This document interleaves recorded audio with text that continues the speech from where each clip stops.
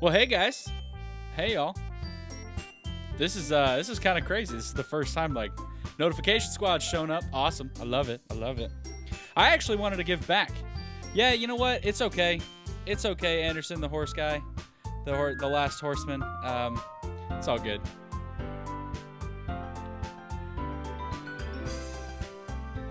Nobody watches on Twitch. Yeah, hey Anderson, how you doing? What is the disappearance of Hatsune Miku? I've never heard that song. I'll have to look into that. So, Anderson, I thought you said you weren't gonna be on here till later. So, long ass name. All right, maybe. All right, hey, well, hey guys, and welcome to the stream. This is awesome. Before we get started, let me just go ahead and give you a disclaimer. If you are easily influenced, or if you suffer with suicidal thoughts or tendencies, or like get freaked out by weird psychological horror stuff, this game probably not for you. I have my water cup ready because I was prepared to read a lot. I wasn't prepared to read a lot last time. I didn't realize this was a hey Cameron, welcome to the stream.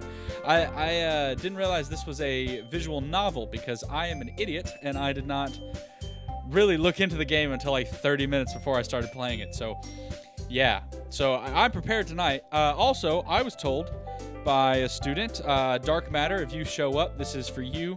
I was told by Dark Matter to get a box of tissues because I cried last time and I might cry again. So I have my box of tissues ready and I have my drink.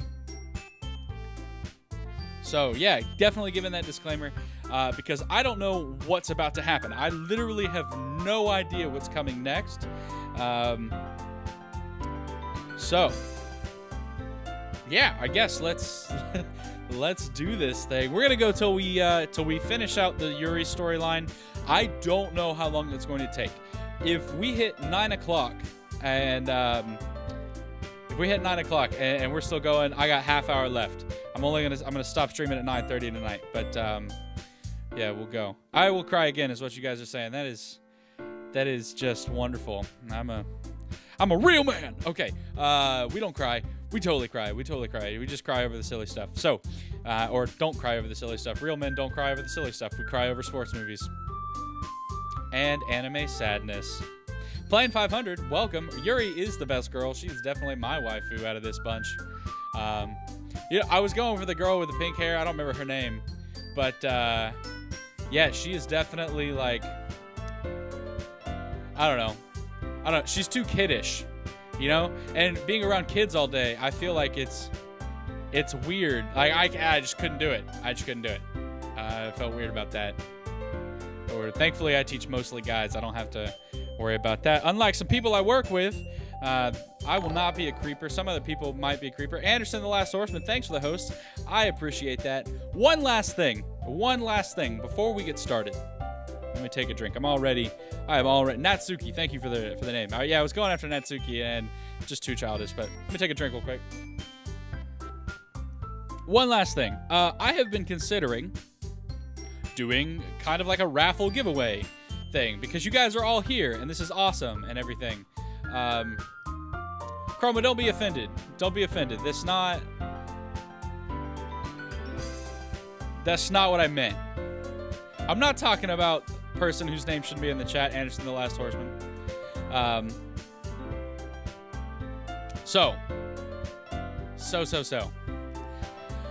Yeah, thought about doing a giveaway. So more details to come on that. Follow me on Twitter or join the Discord for the alerts as to when that giveaway will be happening. $25 Amazon gift card sometime in the future. I think when I hit either 100 subscribers on YouTube or I hit 75 on Twitch, that's when we're going to do this thing. So, all right. So, without further ado and ridiculousness, thanks for joining. Let's get going. All right. So, we saved here, and just as a recap, everything that we did, I chased after Yuri with all my poems, and then now it's Sunday, and And she's about to come over, and I don't know what's about to happen. So let's get into this game. It's already Sunday. I've been getting increasingly anxious about Yuri's upcoming visit. I keep telling myself there's no reason to be nervous, but it doesn't help much. Yuri is clearly an introvert and also an intimate person in general. There's no doubt that she'll open up a little bit when it's just the two of us. We gonna get intimate? Maybe. I don't know. I literally don't know. Meanwhile, we've been texting occasionally. She was extremely apprehensive at first, but it wasn't long before I was already learning more about her. But putting Yuri aside, I haven't heard a thing from Sayori since she left the club early the other day. I'm really hoping she didn't kill herself. I feel really bad about that, but okay. So, it's not like we text each other all the time or anything, but I've been worried about her in the back of my mind. Between what Sayori said and what Monica said, is it really okay for me to put Sayori's feeling aside when she might need me? These are the things I don't know. I decided to visit Sayori before Yuri comes over. Rather than asking, I simply tell her I'm coming over, much like we've done in the past. Once I reach Sayori's house, I knock on the door before entering it myself. Now, wait a second. These kids are high school kids. Do they have parents? Are the parents hanging out like at the house? Like, do they have parents? Or are these kids like kids that live on their own in high school? I don't know. Okay. Again, we used to play so often that we made it a habit of simply entering each other's houses like we're family. Maybe it's just her house. The house is quiet. Oh, shoot. I am not mentally prepared for something to be really dark really fast. This is going to suck. Okay, it's dark.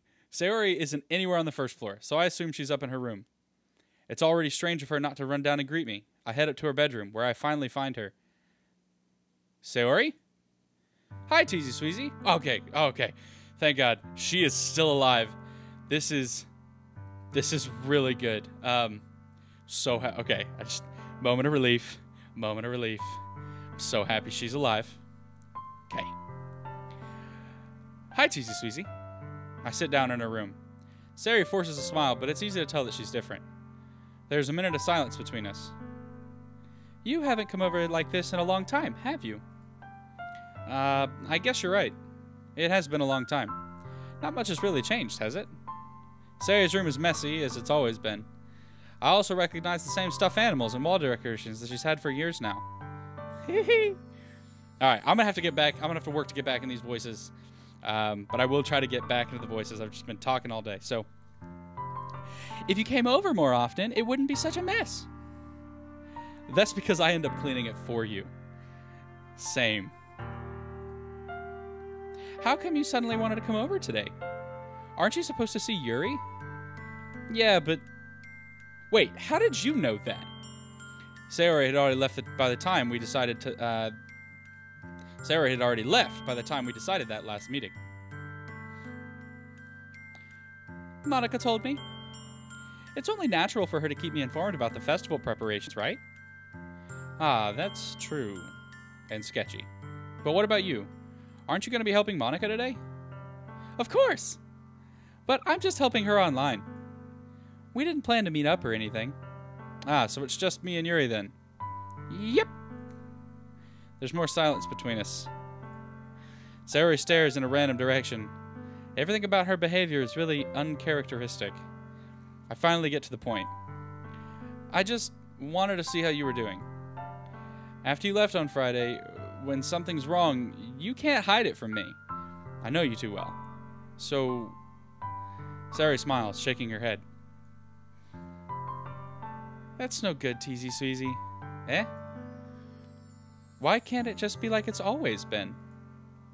This is all my fault. If I didn't get so weak and accidentally express my feelings, if I didn't make that stupid mistake, then you wouldn't have been worried about me at all. You wouldn't have come here. You wouldn't have been thinking about me right now. But this is just my punishment, isn't it? I'm getting punished for being so selfish. No, you twit. I care about you. You're a human being. We were friends for a long time. Like, stop being such an idiot. I think that's why the world decided to have you come over today. It just wants to torture me. Sayori! I grab Sayori by the shoulders. Good. Shake her around a little bit. Let her knock some sense into her. What on earth are you saying? Are you listening to yourself right now? I know something happened to you. There's no other explanation for you to be like this. So tell me already. Until I know, I won't be able to stop thinking about it. Sarah gives me an empty smile. You really put me in a trap, Tzsweezy. But you're wrong. Nothing happened to me. I've always been like this. You're just seeing it for the first time. Seeing what? What are you talking about, Sayori? You're really just gonna make me say it, aren't you, Tzsweezy? I guess I have no choice this time. The thing is, I've had really bad depression my whole life. God dang it, okay. I picked one heck of a time to stop last time. Yeah. Okay. Great. Great. Did you know that? Why do you think I'm late to school every day?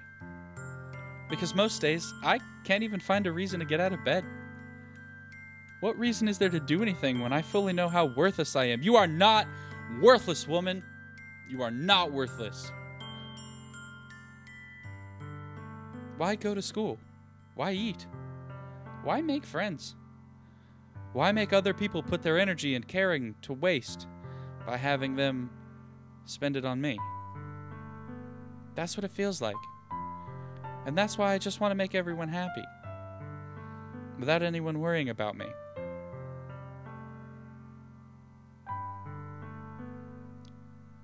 This trick.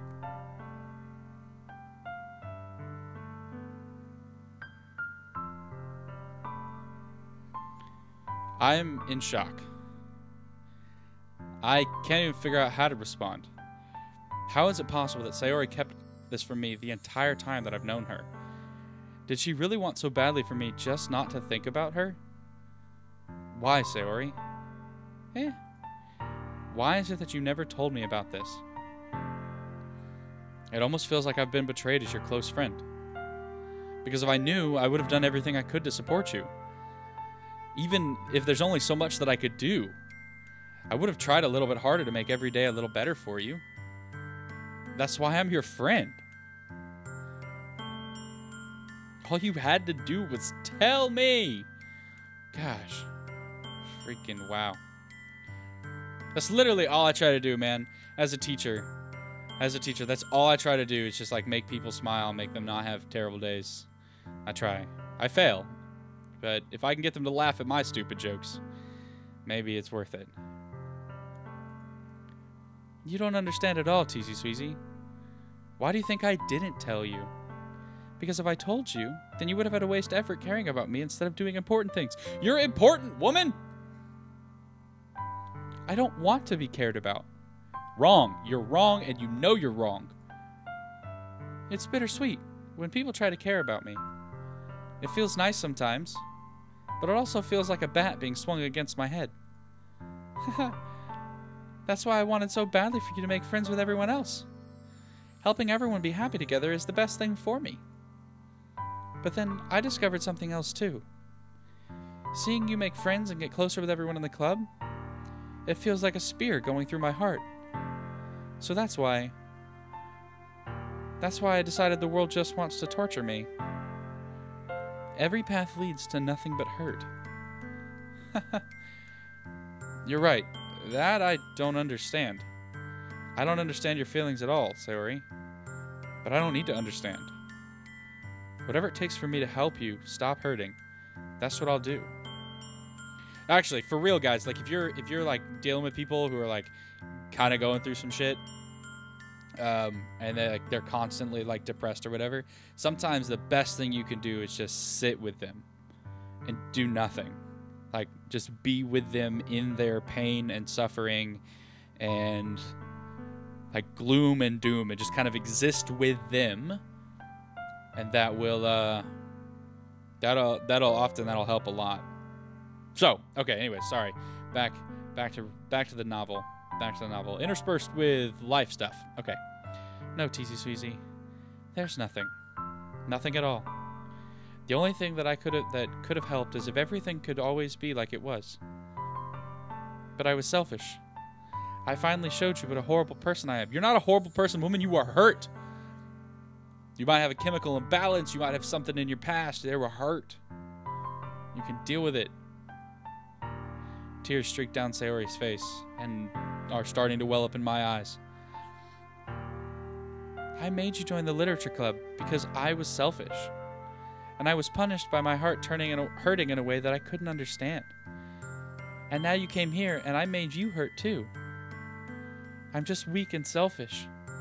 Give her a hug, you stupid character. Tell her it's okay. That's all I am. And that's why I'm going to accept these punishments. Because I deserve every last one. Without thinking, I once again grab Sayori's shoulders. This time, I pull her into a tight embrace. There we go. Doing something right. Hold on to her.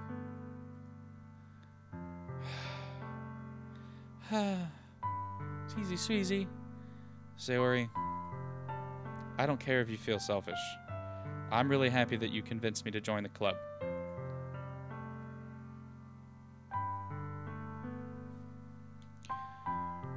Seeing you every day makes it worthwhile enough. If I make friends with everyone else, then that's just a bonus.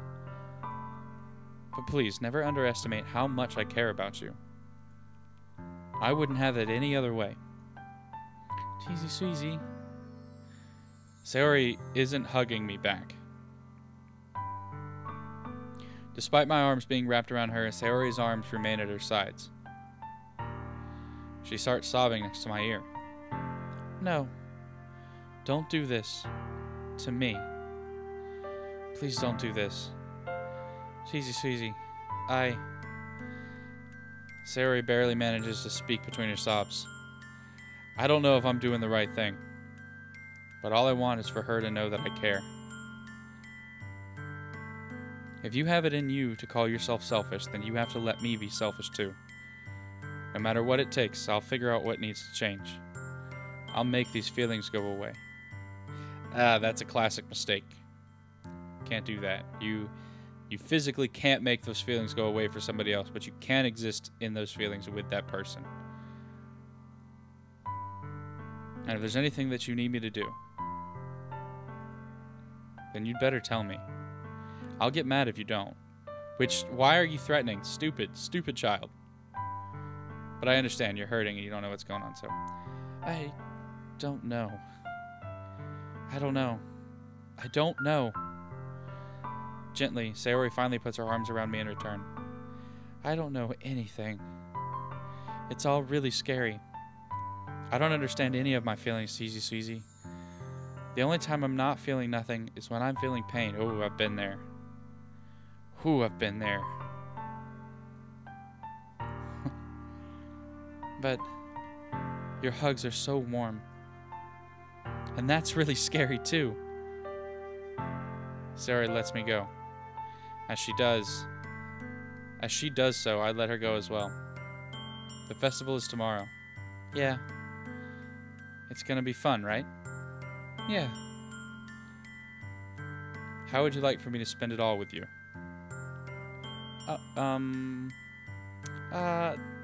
It's what I want. I promise. I think that would be nice then. Yeah. Sayori wipes her eyes. If I could spend the whole day here, I would. Of all days, this has to be the one where I have other plans. Maybe I should cancel. No, don't. Please, don't. If you did that, then I really wouldn't forgive you. But it's almost time for Yuri to meet me at my house. At the very least, do you want to come along and help out? It would be fun. To my surprise, Sayori shakes her head. I'm sorry. I don't know if that would be very good for me today. You understand, right? It's kind of hard for me to fully understand, but I'm trying my hardest. It's okay. Don't worry too much about it. I'll see you tomorrow, okay? Alright. I'll look forward to it. I say goodbye to Sayori and exit her house. On the way home, I find myself still feeling uneasy, but it's hard for me to keep thinking about it when Yuri's about to come over too. I think Sayori is right. I shouldn't be worrying too much, and we're definitely going to have a great time tomorrow. I should just focus on what's ahead of me. As I approach my house, I see something that makes me feel a moment of panic. Yuri? Thank goodness. You're a little early. I'm sorry I wasn't home yet. Were you waiting for a long time? No, I just got here. But I started to get really nervous when nobody answered the doorbell. You always could have texted me. If I had known, I would have reassured you and hurried more on my way home. I suppose that's true. I didn't think of that for some reason. It should be common sense to do that, but I decided to ignore it. Anyway, let's go inside. I see you brought a lot of stuff with you. That's right. And did you manage to find everything I asked you to buy as well? Yeah, pretty much. At least, I hope I got everything right. I'm sure it will be fine. I take Yuri to my room. The first thing she does is glance around curiously, which makes me feel anxious. This room is immaculate for a dude. I don't know if it's just because it's a different culture or whatever, but no dude has a room this clean. Ladies, no dude has a room this clean. And if he does, he's expecting to get laid. Hashtag cleaning for sex. That's gonna get clipped. I feel it. I feel like that's getting clipped. Okay. So. It's so clean. I cleaned it before you came over, so it's very considerate of you to do. No. I would be really embarrassed for my room to be a mess while you were here. Well, I do enjoy cleaning. I would have gladly helped you clean. That would have been even more embarrassing. Wait, don't look in there. I snatched Yuri's wrist, which is the process of opening a desk drawer of mine. I'm sorry. I wasn't thinking for some reason. I was just spacing out. It's fine. It's fine. It's probably where he keeps his porno mags. I let go of Yuri's wrist. She puts both of her hands firmly in her lap as if making sure she's keeping track of them. Hey, Tokyo Overflow. Welcome to the stream. Thanks for coming back. How's your day going? So, should we get started? Yes. I have a few things planned that you can help with. Decorations and other atmospheric enhancements. Atmospheric enhancements. You know, mood lighting, aromatherapy candles. Oh, wow. I didn't know you'd planned on taking it that far. Of course. I want to help take our guests to a faraway place. Although, many will just stop by out of curiosity. And for cupcakes, I guess. I'm determined to provide an experience that will leave them wanting more. That's great. It's easy to forget that you're a pretty intense person. Intense? I guess that's the best way to put it. Is that a bad thing? No, not at all. It's something that I like about you, actually. Is that so? That makes me feel relieved. And kind of happy. Yeah, no need to be so anxious. You can relax a little. Relax. I brought some things for relaxation. Oh, I bet you did, Yuri. I was going to use them during the poetry event. Oh yeah? Like what? Let's see. Yuri rummages through her bag. She pulls out a few candles and a wooden cylinder-shaped object. I did some shopping on the way here, so I happen to have these in my bag. I plan to cover the windows in black paper and use the candles to light the room. I think that would be amazing, don't you? Yeah, that would be pretty neat. What's that wooden thing, though? It's a penis. Oh, this? It's a diffuser for essential oils. Essential oils. Okay. I'm gonna stop throwing phallic symbols in there. I'm not that kind of guy generally. Okay. How familiar are you with aromatherapy? Not familiar at all. Is that so? It's one of my favorite contributors to a positive atmosphere. Depending on the oils or herbs you use, you can change the mood of the air itself. You can even feel it permeate through your body. Relaxation, positive energy, romance, reflection. It's almost like magic. Yuri takes the cylinder and pushes the switch on the bottom. In just a moment, a thin ray of vapor begins to sprout through a small hole in the top. Wow, that smells wonderful. What kind of mood is that one for? This is a jasmine essential oil. It smells a little sweet and flowery, right? Yeah, that's a good way to describe it. I chose jasmine for the event because it provides more than relaxation. Jasmine enhances your emotions and helps you feel them flow through your body. You feel warmer and your heart pounds more heavily. You know what you're doing, Yuri. Meek213, thanks for joining. How are you doing? Welcome to the stream. Hello, Savage Teen Go Hanrose. Thank you for joining. How are you doing? Yuri, you know what? Yuri really is a cut above all the rest. She is the best girl for a reason. Don't you think this would be perfect for sharing our poems? It does sound suitable. But you seem to know a lot about this, so I'll trust your opinion with anything. Yuri smiles gently, clearly enjoying herself. She again reaches into her bag and pulls out several spools of thin ribbon. Kinky. What are those for? Well, did you purchase the origami paper I asked you to get? Yeah, I have it over here. We won't be using the paper for folding origami. What I'd like to do is write a different word on each paper. We'll need about 100 of them. Oh yeah? What will those be used for? Well, I'm going to cut the pieces of ribbon to hang from the doorway of the classroom. Then we can fasten the paper onto the ribbons to create a doorway curtain. Wouldn't that be beautiful? It would also catch the eye of those passing by the room. It may attract some to peek inside. That's really creative. Actually, this is really, really creative. Adios, Rainbow and me. Thanks for hanging out.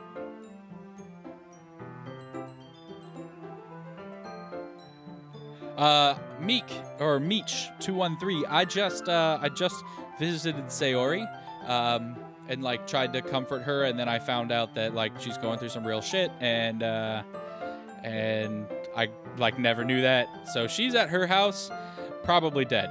She's probably dead. I know nothing about what's happening, but she's probably dead. Okay. Is that so? Well, I suppose I do get a little intense, as you'd put it. Yuri giggles with red cheeks.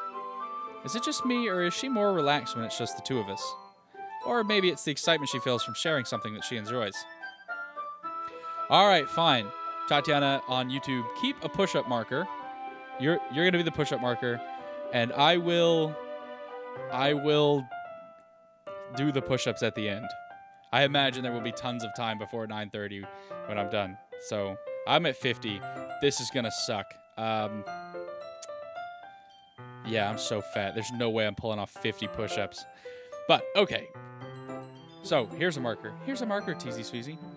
You can write on any characters you want. You can write any characters you want. I'll help you once I finish cutting the ribbons. Ah, all right. Sitting on the floor together, the two of us get to work.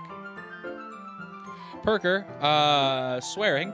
Generally, in my classroom at least, swearing gets you push-ups, because technically, according to the state, it's like a referral for bad language, and I don't want to do paperwork. So you do your push-ups, you pay your fine, whatever. If I swear while I'm in my classroom, it's 25 push-ups, and I'm a fat man, so not going to happen. But I'll do them. I'm at 50. That's going to suck. So here we go. Okay. Anyways, I carefully draw a different character on each paper, doing my best to manage my bad handwriting. Yuri unravels a long strand of red ribbon to her desired length. Then she reaches into her bag once more and pulls out a pocket knife. Huh? The knife is strangely beautiful. The silver handle has an intricate pattern of waves etched into it. The blade itself is gently tinted blue. That's no ordinary pocket knife, is it? It looks really fancy. Well, embarrassed, Yuri looks away. What is it? You're gonna think it's weird. Yuri, whatever it is, I have no reason to judge. Perker, I know it's you, so hello. But I figured other people watching might not understand that, so. Okay.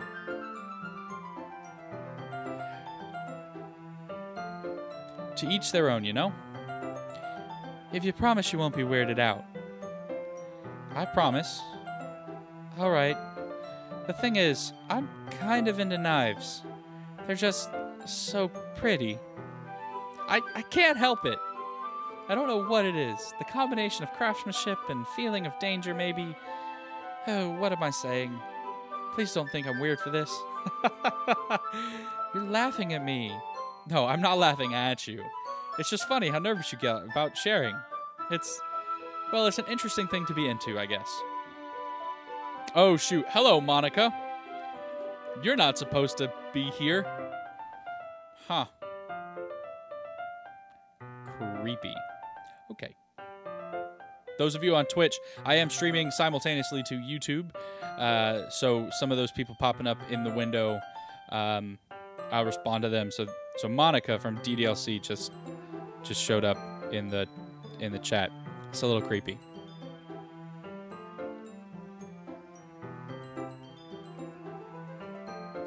But I think it kind of suits you.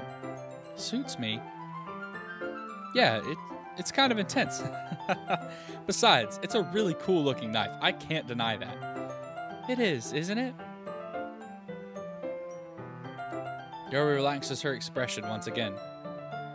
Would you like to hold it? Sure, I'll check it out. Yuri carefully hands me the knife with the handle facing me. I take it and turn it around in my hands. It feels heavy and extremely solid. Where do you even get a knife like this? Curious of its sharpness, I feel the point of the knife with my index finger. Ow! Tzsweezy, why did you do that? I didn't expect it to be that sharp. I barely touched it at all. It's my fault. I should have warned you. This knife is extremely sharp. It can cut through skin like it's paper. Oh no. A small drop of blood trickles down the side of my finger. Yuri takes my hand and gives the wound a closer look. She stares at it and noticeably fidgets. If you're squeamish, I'll go wash it off now. Without warning, Yuri puts my finger in her mouth and licks the wound. That is disgusting. That is gross. That is disgusting. Don't put somebody's wound in your mouth. It's gross. I feel her tongue curl around my finger. Startled, I instinctively pull my hand back because it's disgusting. Please forgive me. I wasn't thinking. Yuri lowers her head, her face burning up. Yuri, that's the most embarrassing thing I've ever done. How could I do something like that? I'm sorry. Sure, it was a little weird, and it took me by surprise. But I guess she was trying to help, right? Yuri, I think you're overreacting a little. She doesn't lift her head. What if she doesn't recover from this for the rest of our afternoon? Alright, you know what? This might be a stupid thing to do, but I do it anyway. I take Yuri's hand, and I lick her index finger in return. Anderson, the Last Horseman, go say a prayer of repentance for me at youth group, because I'm gonna need it after this thing. This is, please. Yeah, I'm gonna need that. Okay. Anyways, back to it. Tzsweezy, did you really just do that? Now we're even. I try to say confidently, but I'm a teenage boy and I can't get that out right.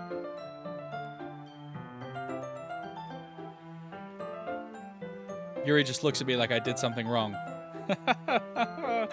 Oh, man. I knew that would be a bad idea. If not for the sweet aroma of the jasmine oil, the air would be extremely heavy right now. You're so weird, Tzsweezy. Yuri giggles shyly. Woman, you did it first. What the heck? You talking about me weird? You're weird. Whatever. Tatiana, virgin ears. Okay. Okay. Yuri giggles shyly. Yuri calling me weird? I have no response for that. Where do you keep your bandages? I don't think I need one, actually. It was a tiny cut. Look, it already stopped bleeding. It's because she's a vampire. Yuri, that's relieving. The tension is quickly lifted. We each resume our respective activities. I bet our fingers are tingling. If I remember anything about being a teenage boy, both of their fingers are probably still tingling. I watch Yuri's knife cut through the ribbon like it's nothing but air. Meanwhile, I continue to make progress on the paper. After we finish attaching the paper to the ribbons, we lay them all out side by side. It looks better than I expected and will be effective as a door curtain. Will be very effective as a door curtain. It looks great. Good thinking coming up with this, Yuri. Aw, thanks. It's just something I saw online, really. Are you ready to move into the next task? Yeah, let's do it. What do you have in mind? I'd like to create a banner. That's why I asked you to buy the paint tablets. Ah, that's right. One of the items Yuri had asked me to buy was a kit of watercolor paint tablets. We'll need about 6 cups of water to put each of the tablets in. Do you mind fetching those for us? Of course not. 6 cups of water. I'll be right back in a minute. Thank you very much. Oh, and just a little bit of water is okay. If you fill the cups too much, it will be too diluted. Taking Yuri's advice, I decide to use small plastic bathroom cups rather than full-size glasses. I put them on a plate to catch any paint that drips, and then bring it back into my room. Yuri? Yes? I come in to see Yuri quickly unrolling her sleeve, pulling it back over her arm. Nothing. Your face is a little red. Is it hot in here or anything? Was she just cutting herself in my room? In my room. What the heck? Disrespect. Such disrespect. Okay. No, not at all. There's nothing wrong, so let's mix the paint. Yuri hurriedly dismisses me and takes it upon herself to unwrap the tablets, dropping them into the cups. So, I thought we would do something simple that would look very nice. I'd like to paint a gradient across the banner.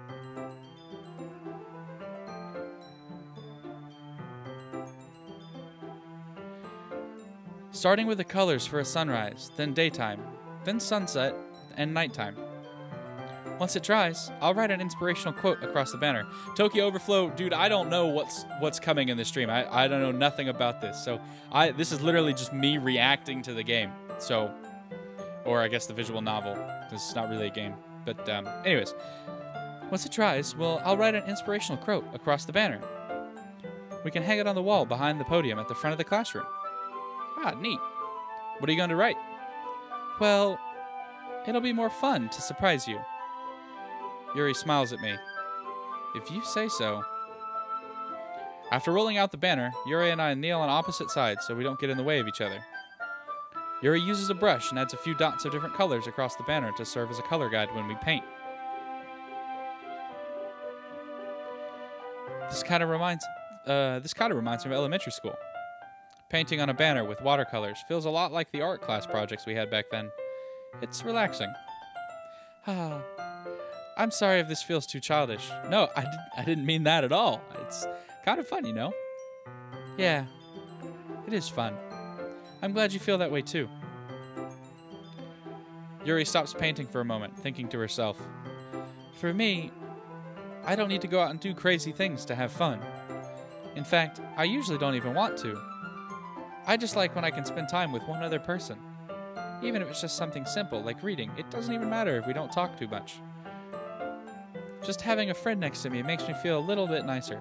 You know, okay, Yuri is waifu, and the more I learn about Yuri, the more I'm like, yes, that is it. I did not marry a Yuri. I did not. I married a Latina woman who wants to hang out and talk all the time, and that's great and everything, but I am not suited for that. So, you know, she's a wonderful woman, but we have our differences. So, Just having a friend next to me makes things feel a little bit nicer. I think that's all it takes for me to be happy. Is that so? Even if Yuri and I are quite different, I can understand where she's coming from. I feel that way about things like anime and games, where simply sharing the experience with someone can make me happy. I think I feel the same way. Yuri smiles gently. I knew you'd understand. Yuri leans over the banner to grab an unused paintbrush, but I move at the same time, causing my head to bump into hers. Yeah! Sorry. Yuri reels back, and I quickly lift my hands in surprise. Are you hurt? No, I'm not hurt. It just startled me, that's all. Sorry, I should have asked you to get it for me. It's not your fault. Your face. There are droplets of paint on Yuri's face and neck. Is there something on my face? Yeah, I accidentally got paint on you. Sorry, it's totally my fault. I'll get a towel right away. I rush out and fetch a small towel. Then I dampen it with hot water, and I return to my room and kneel back down in front of her. Aww. Here. I pat down Yuri's face and neck with the towel. Is something wrong? It's hot. I just didn't expect it. Sorry. I didn't want to use cold water. Having finished, I started to retract my hand. But Yuri suddenly holds my wrist. Wait. Eh? Just for a little longer. It feels really nice. Ah. I keep my hand still against Yuri's neck. She looks into my eyes. Oh, that eyebrow raise, that eyelid raise open. Oh, yes. Get it. Get me. Get me every time. Those are immaculately drawn eyes. Those are immaculately drawn eyes. Just saying. It's an intense expression that I recognize from when she reads her book, almost as if she's lost in a daze, enveloped by her own thoughts. She breathes gently, half through slightly parted lips. What is happening?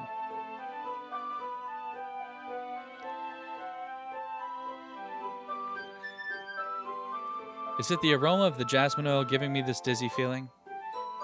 Yuri's gentle fingers wrapped around my wrist, singing a tingling sensation through my arm. And suddenly, her face seems to be much closer to mine than it was just a moment ago. Yuri slowly pulls away. Sorry. I've been feeling a little lightheaded today. I didn't mean to space out. No, it's fine. The moment is over as soon as it began. Yuri picks up her brush again. But her movements seem clumsier, like she's unable to focus. I remain silent, forced to ignore the event that just transpired. Little Shrimp 3, welcome back! Welcome back.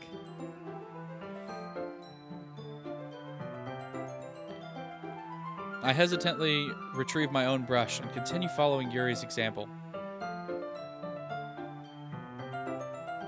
That should do it. I finish filling the night sky with white dots that look like stars. Looking at the banner as a whole, it's very pretty and natural looking. I think that came out better than I expected. I'm really happy with the results. Epic Gaming 3221, welcome to the family. Thanks for following along. Yeah, me too.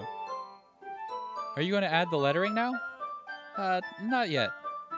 It needs to dry first. That's true, but won't that take a while? Well, perhaps it would be best to leave it here and then have you bring it in the morning. I can do the lettering in the classroom before our event starts. Is that okay? That's totally fine. Wonderful. In that case, I don't think there's anything more for us to do here. Phew.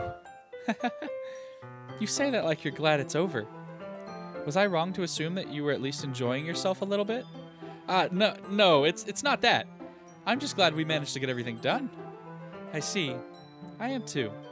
I was a little concerned about time. I need to start making dinner soon. So you don't have any time left.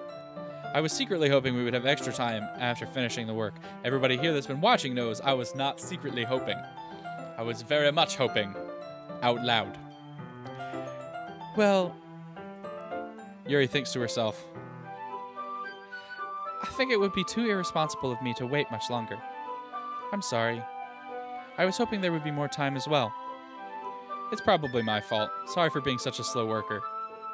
No, it's not your fault at all. And the important thing is that we got everything done, right? Yeah. So, I shouldn't be disappointed or anything. Gathering all her things, Yuri seems to look a little downcast. I understand why. It sounded like she rarely gets an opportunity to spend time with friends in a relaxed environment. But that doesn't mean that this is the last time that can happen.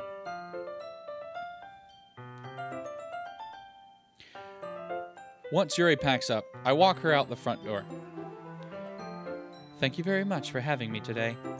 No problem. I'm glad I was able to help. Just let me know if there's anything else you need me to bring tomorrow. I will. Well then, Yuri fidgets. I guess I'll see you tomorrow. Wait.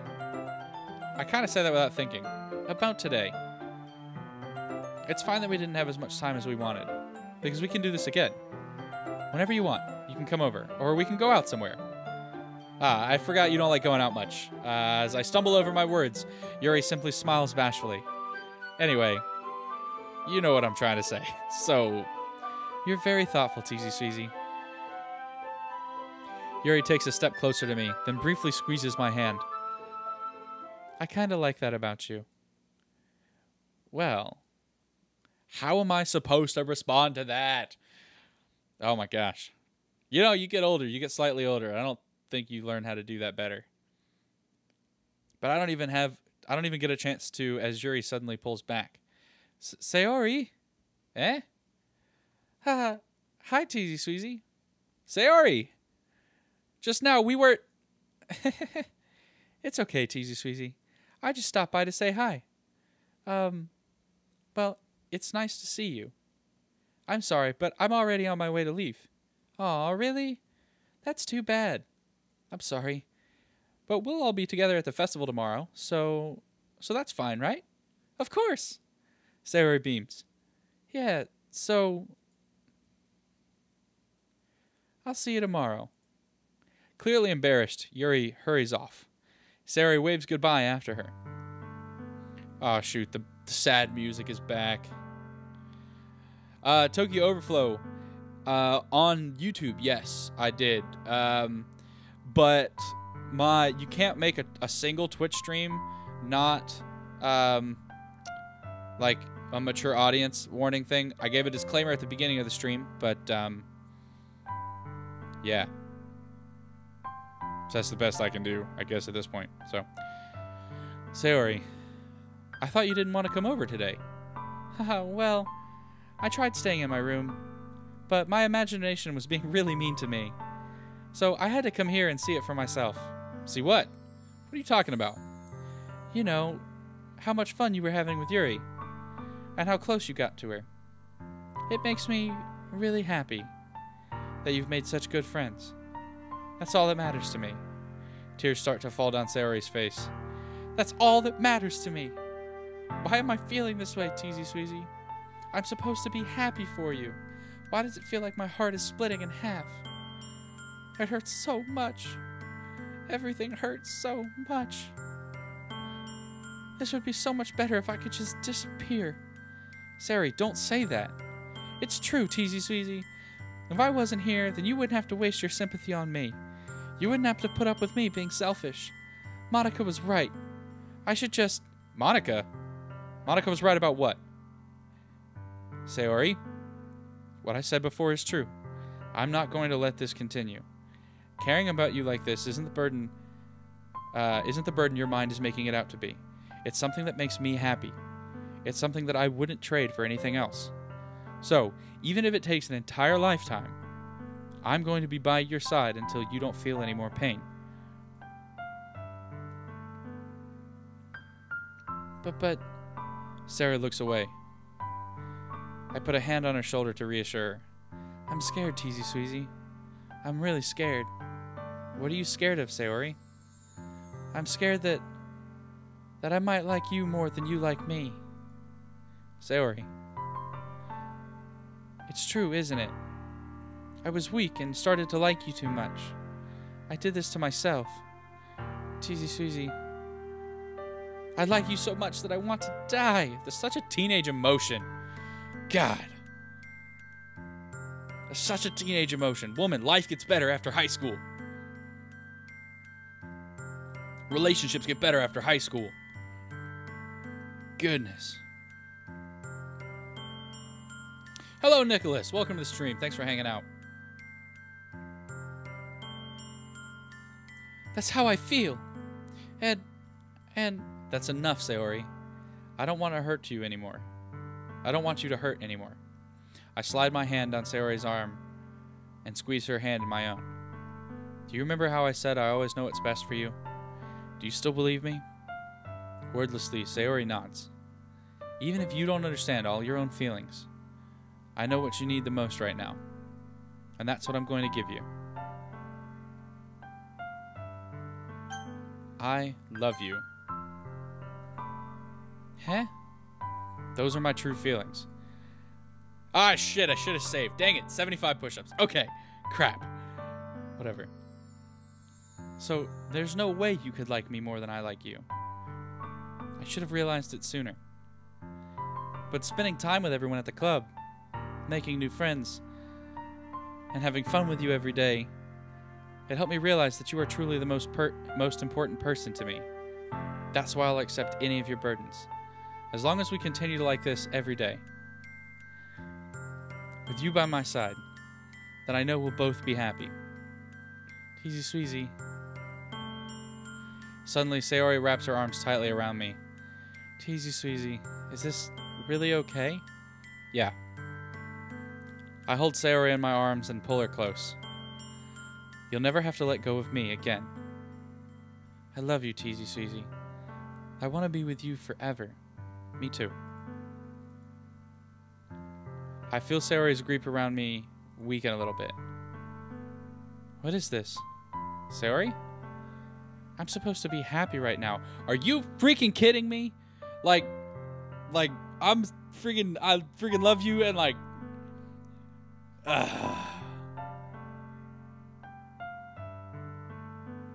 she's sad about that.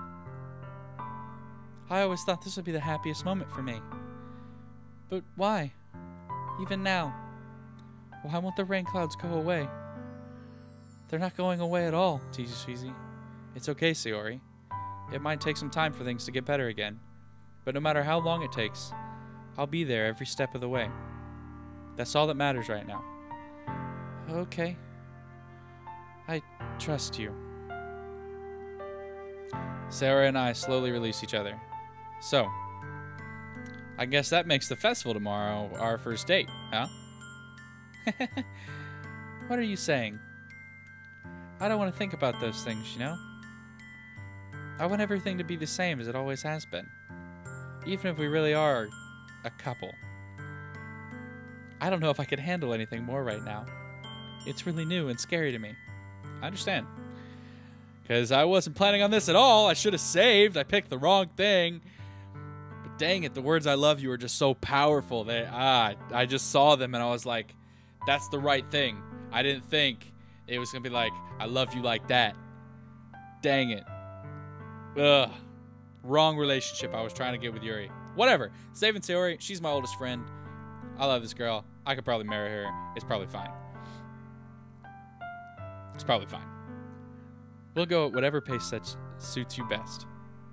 Hey, Tzsweezy. Sayori gazes at me once again, smiling sadly.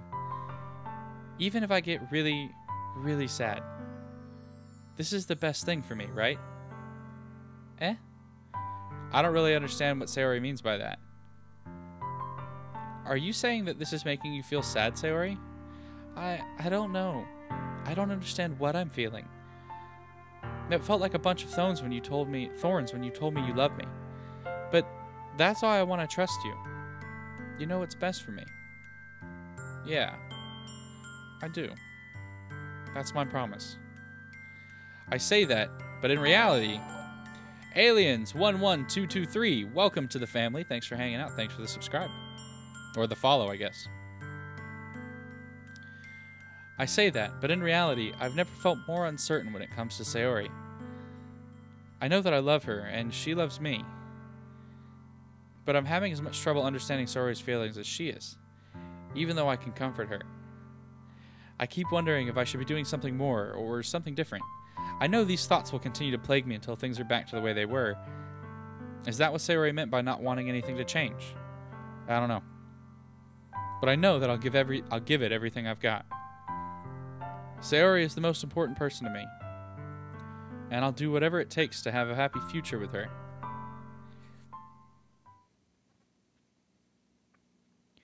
It's the day of the festival. Of all days, I expected this one to be where I'd be walking to school with Saori. But Saori isn't answering her phone. I considered going to her house to wake her up, but decided that's a little too much. Meanwhile, the preparations for the event should be nearly complete. The banner Yuri and I painted is dry, and I gently rolled it up to take it with me. She sent me a pleasant text reminding me not to forget anything, and I reassured her. Funnily enough, I probably feel the same way as Natsuki about the event. Gosh, well, I hope Saori is okay. I'm more excited for it to be over so I can spend more time with Saori and Yuri at the festival.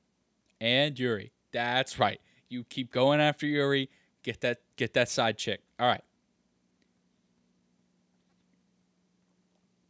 But knowing Monica, I'm sure the event will be great too. Tzsweezy! You're the first one here. Thanks for being early. That's funny. I thought at least Yuri would be here by now. Monica's placing little booklets on each of the desks in the classroom. They must be the ones she prepared that have all the poems we're performing. In the end, I found a random poem online that I thought Monica would like and submitted it.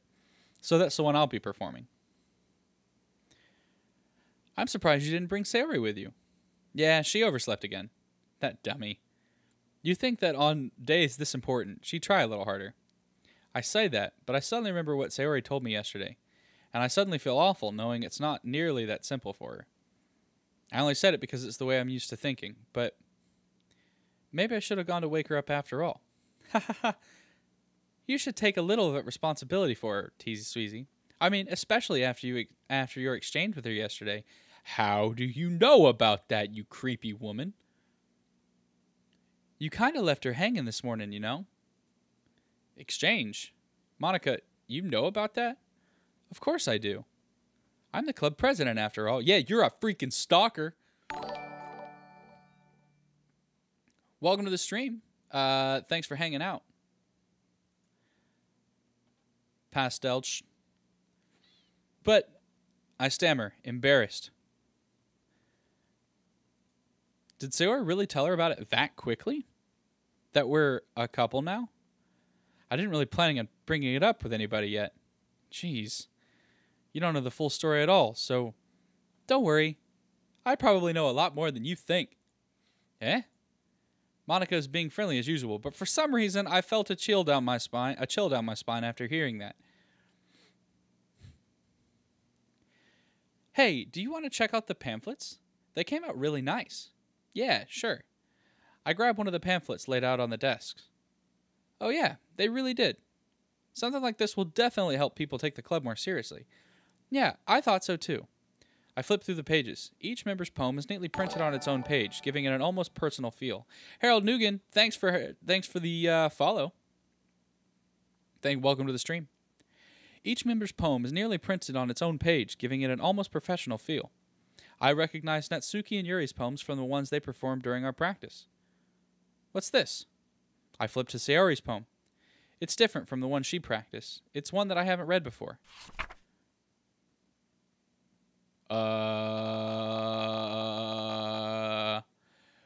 Why is it just get out of my head? Get out of my head before I do what's I know is best for you. Get out of my head before I listen to everything she said to me. Get out of my head before I show you how much I love you. Get out of my head before I finish reading this poem. But a poem is never actually finished. It just stops moving. What the frick?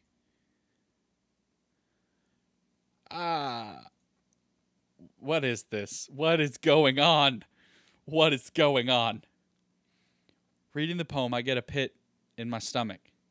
Tzsweezy? What's wrong? Nothing. This poem feels completely different from everything else Saori's written.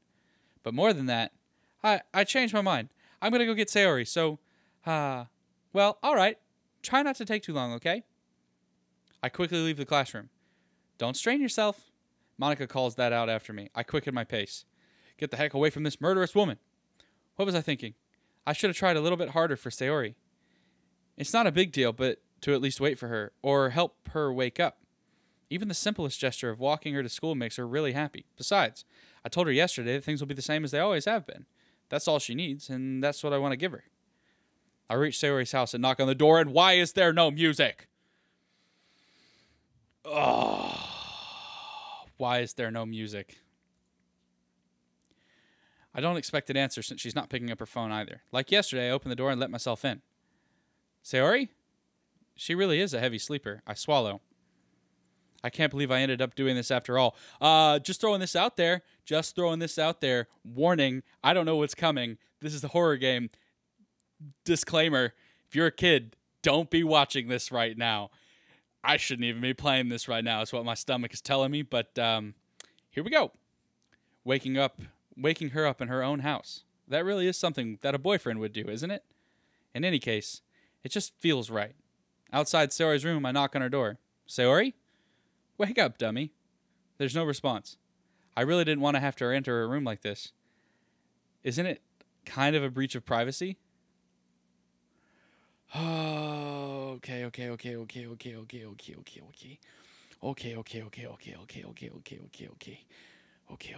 I'm like freaking out. Like I don't usually get anxious. I'm really freaking anxious right now. Okay. But she really leaves me no choice. I gently open the door. Say, oh my freaking God!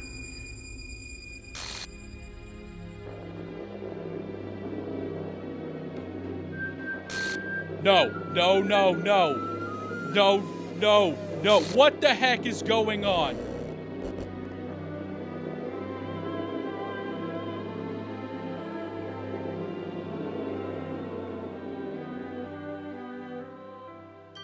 Listen, I'm not generally I'm not like easily influenced in that like I'm gonna feel bad, you know, or like whatever. Like I'm gonna feel bad or whatever. But what the hell? What the hell? Is this a nightmare? It has to be. This isn't real. There's no way this can be real. Sayori wouldn't do this. Everything was normal up until a few days ago. That's why I can't believe what my eyes are showing me. There's still a lot more. I suppressed the urge to vomit. Just yesterday, I told Sayori I would be there for her. I told her I know what's best and that everything will be okay. Then why? Why would she do this? How could I be so helpless? What did I do wrong? Confessing to her. I shouldn't have confessed to her. That's not what Sayori needed at all. She even told me how painful it is for others to care about her. Then why did I confess to her and make her feel even worse? Why was I so selfish?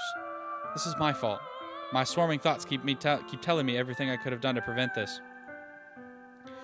If I just spent more time with her, walked her to school, and remained friends with her like it had always been, then I could have prevented this. I know I could have prevented this. Screw the literature club. Screw the festival. I just lost my best friend. Someone I grew up with. She's gone forever now. Nothing I can do to bring her back. This isn't some game where I can reset and try something different. Aha, but it is. But I'm probably not, because this is my one and only playthrough of this game, because I can't freaking deal with this much emotion. I had only one chance and I wasn't careful enough. And now I'll carry this guilt with me until I die. Nothing in my life is worth more than hers, but I still couldn't do what she needed from me. And now I can never take it back. Never, never, never, never, never.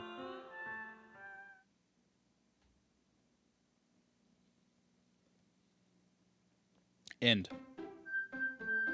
Whoa, okay. Well, she's gone. Okay.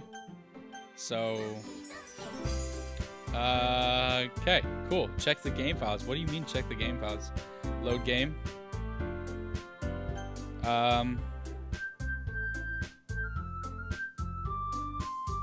Wow, like she's actually like completely erased from stuff. Huh. Really? Okay, cool. Let me check the file, I guess. Let me...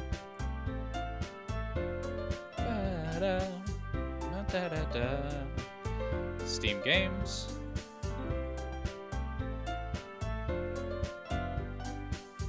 Whoa, whoa, what's this Happy Thoughts PNG file? Oh my goodness. That is haunting. That is haunting. Okay. Characters. Oh, well, there's no more Sayori. Okay. That's weird. So, all right. So back. So what do we just like yeah, no, I found it. It's not going to do a display. I'd have to like set up a new thing. Gotta click the Unicode text, so I have to click this. I can't just like go back. Okay, so clicking the Unicode text. You know what? They did a really good job, like making everything feel weird. I see an annoying girl running towards me from the distance, waving her arms in the air like she's totally oblivious to any attention she might draw to herself. That girl is my neighbor and a good friend since we were children. You know, the kind of friend you never see yourself making today, but just kind of works out. Wait, did the game just like start completely over? Did it just start completely over? We used to walk to school together on days like this, but starting around high school, she would oversleep more and more frequently. She's gonna chase after me like this. However, I just sigh and idle in front of the crosswalk and let whoa catch up to me.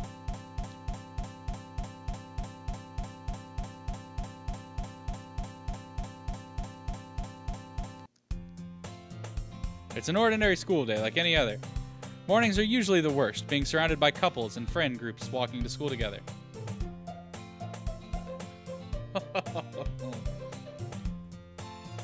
Meanwhile, I've always walked to school alone. Don't mess with my brain. I always tell myself it's about time I meet some girls or do something like that, but I have no motivation to join any clubs. I'm perfectly content just getting by on the average while spending my free time on games and anime.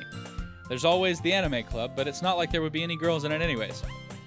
Man, I thought I was going to be done with this game after tonight. Looks like I might have to play again next Monday.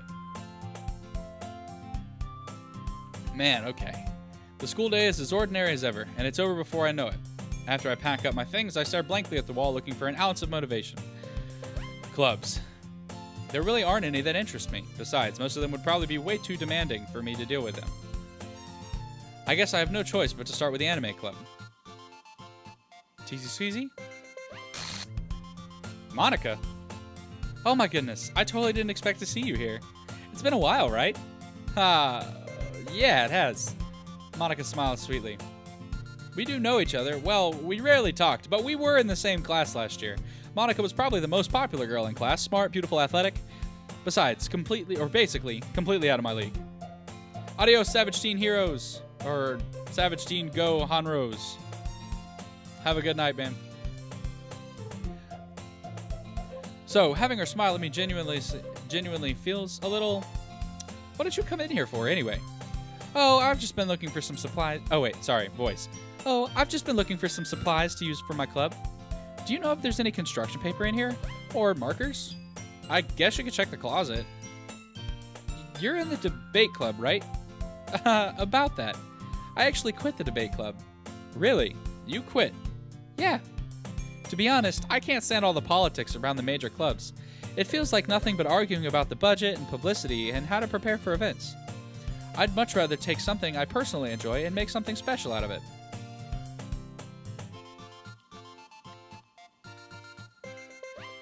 Man, okay. I was not expecting that to happen. In that case, what club did you decide to join? Actually, I'm starting a new one. A literature club. Literature? That sounds kind of dull. How many members do you have so far? It's kind of embarrassing, but there are only 3 of us so far. It's really hard to find new members for something that sounds so boring. Well, I can see that.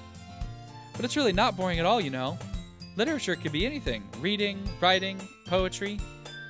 I mean, one of my members even keeps her manga collection in the club room. Wait, really? Yeah, it's funny, right? She always insists that manga is literature too. I mean, she's not wrong, I guess. And besides, a member's a member, right? Did Monica say she? Hey, Tzsweezy, by any chance, are you still looking for a club to join? I mean, I guess so, but in that case, is there any chance you could do me a big favor? I won't ask you to join, but If you could, at the very least, visit my club, it would make me really happy. Please. Well, I guess I have no reason to refuse. Besides, how could I ever refuse someone like Monica? Sure, I guess I could check it out. Haha, awesome. You're really sweet, Tzsweezy. You know that? It's nothing, really. Shall we go then? I'll look for the materials another time. You're more important. That's a little weird. And thus today marks the day I sold my soul to Monica and her irresistible smile. I timidly follow Monica across the school and up the stairs, a section of the school I rarely visit, being generally used for third-year classes and activities. Monica, full of energy, swings open the classroom door. What the heck? Okay. I'm back. And I brought a guest with me. Eh? What? Whoa, whoa, whoa. Girl 1? A guest? Seriously? You brought a boy? Oh, that's right. It started off with Girl 1, Girl 2, and Monica before, I think. Way to kill the atmosphere. Don't be mean, Natsuki. But anyway, welcome to the club, Tzsweezy. All words escape me in this situation. This club is full of incredibly cute girls! So, let me guess. You're Monica's boyfriend, right? What? No, I'm not. Natsuki, the girl with the sour attitude whose name is apparently Natsuki, is the one I don't recognize. Her small figure makes me think she's probably a first year. Anyway, this is Excuse me. That was gross. I'm sorry. Anyway, this is Natsuki, energetic as usual. And this is Yuri, the vice president. It's nice to meet you. Yuri, who appears comparatively more mature and timid, seems to have a hard time keeping up with someone like Natsuki. Yeah, it's nice to meet both of you. So I ran into Tzsweezy in a classroom, and he decided to come check out the club. Isn't that great? Wait, Monica? Didn't I tell you to let me know in advance before you bust in anyone new? I was going to, well, you know. Sorry. I didn't forget that. I just happened to run into him. In that case, I should at least make some tea, right? Yeah, that would be great.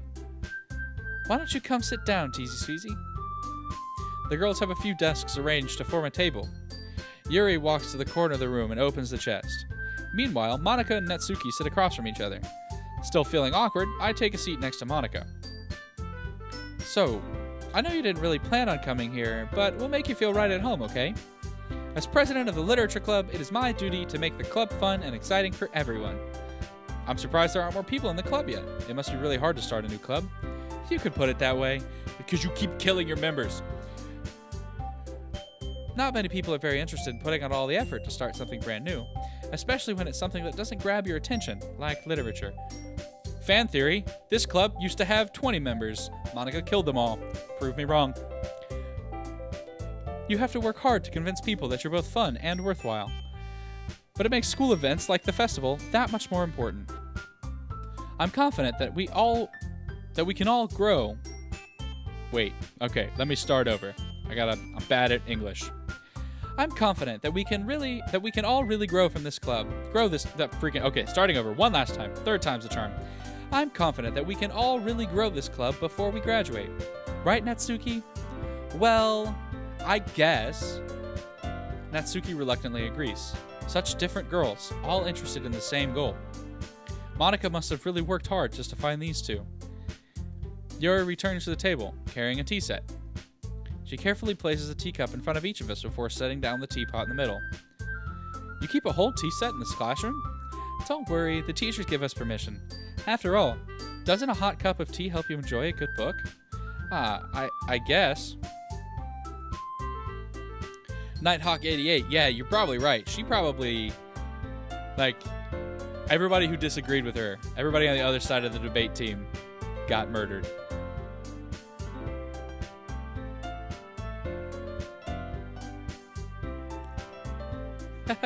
Don't let yourself get intimidated. Yuri's just trying to impress you. That's not...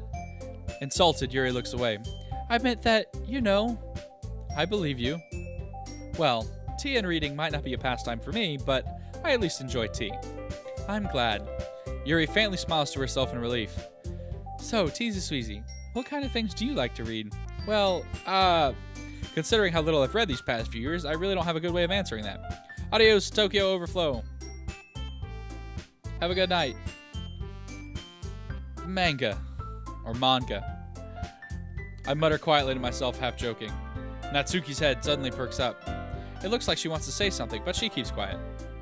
Not much of a reader, I guess. Well, that can change. What am I saying? I spoke without thinking after seeing Yuri's sad smile. Anyway, what about you, Yuri? Well, let's see. Yuri traces the rim of her teacup with her finger.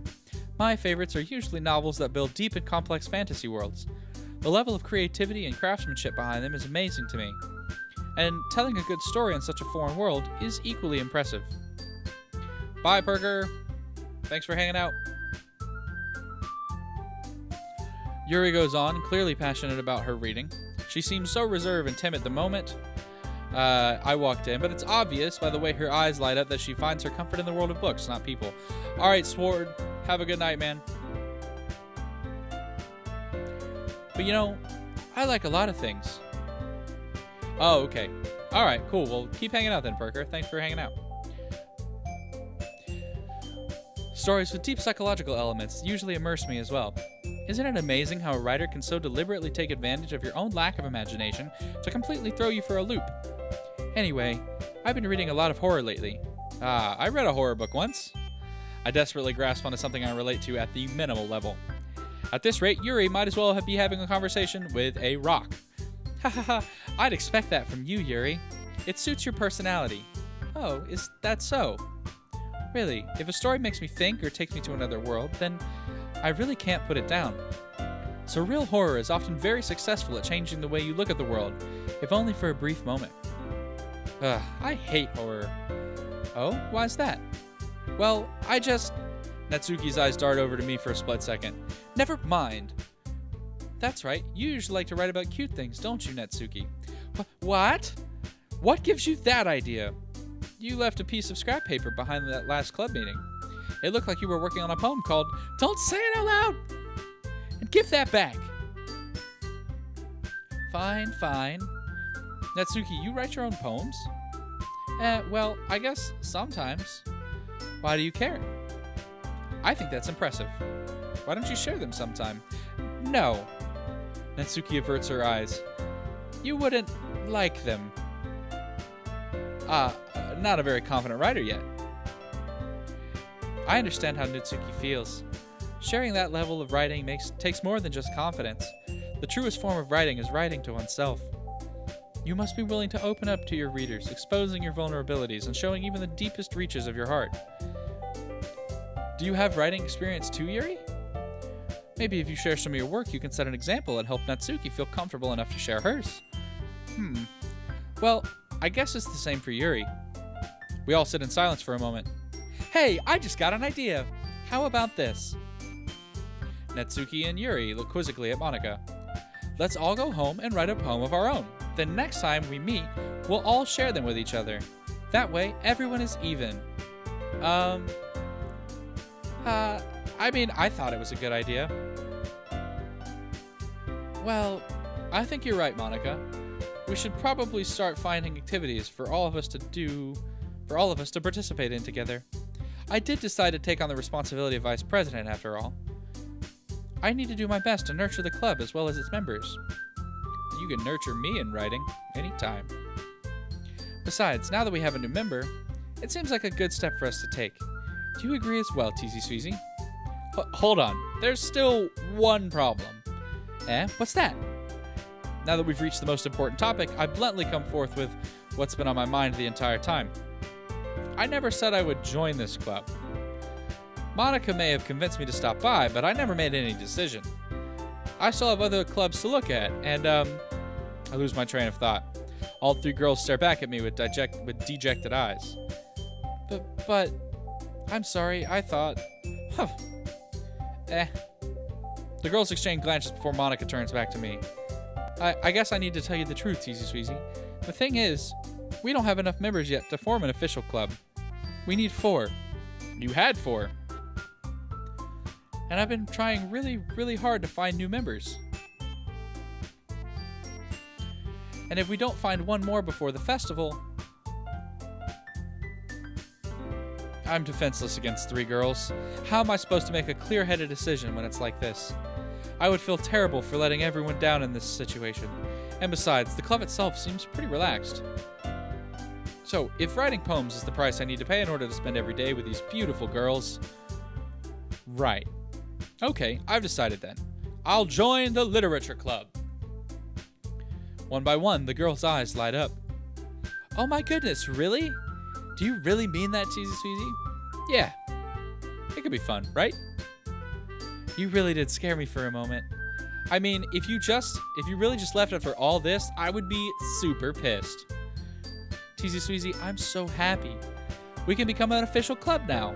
Thank you so much for this. You're really amazing.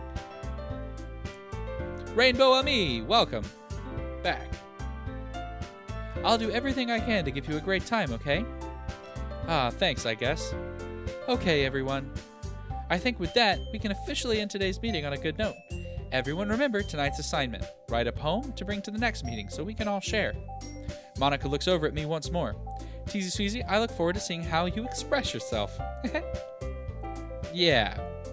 Can I really impress the class star Monica with my mediocre writing skills?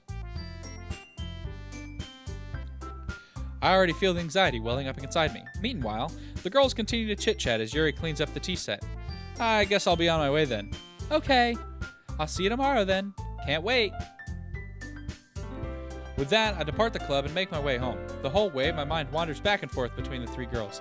Natsuki, Yuri, and of course, Monica. Will I really be happy spending every day after school in the literature club? Perhaps I'll have the chance to grow closer to one of these girls. Alright. I just need to make the most of my circumstances, and I'm sure good fortune will find me. And I guess that starts with writing a poem tonight. Alright, so how is this? You haven't left a special poem. Oh, shoot. Yeah, sure, let's read it. Can you freaking hear me? Okay, my spine just got chills. No. No, I cannot. Freaking what? What? What was that? Okay, clearly that was Monica, but oh my gosh. Okay, I'm a little chilly right now. Okay, let's see. Disarray. There we go. Still trying to get after Yuri. Unending. Parfait. Ah, wrong. Okay. Disaster. Nightgown. Whatever. You know what? Let's just... There's only 2 of them. Basically everything. Disoriented. Insight. I don't even know what that word means.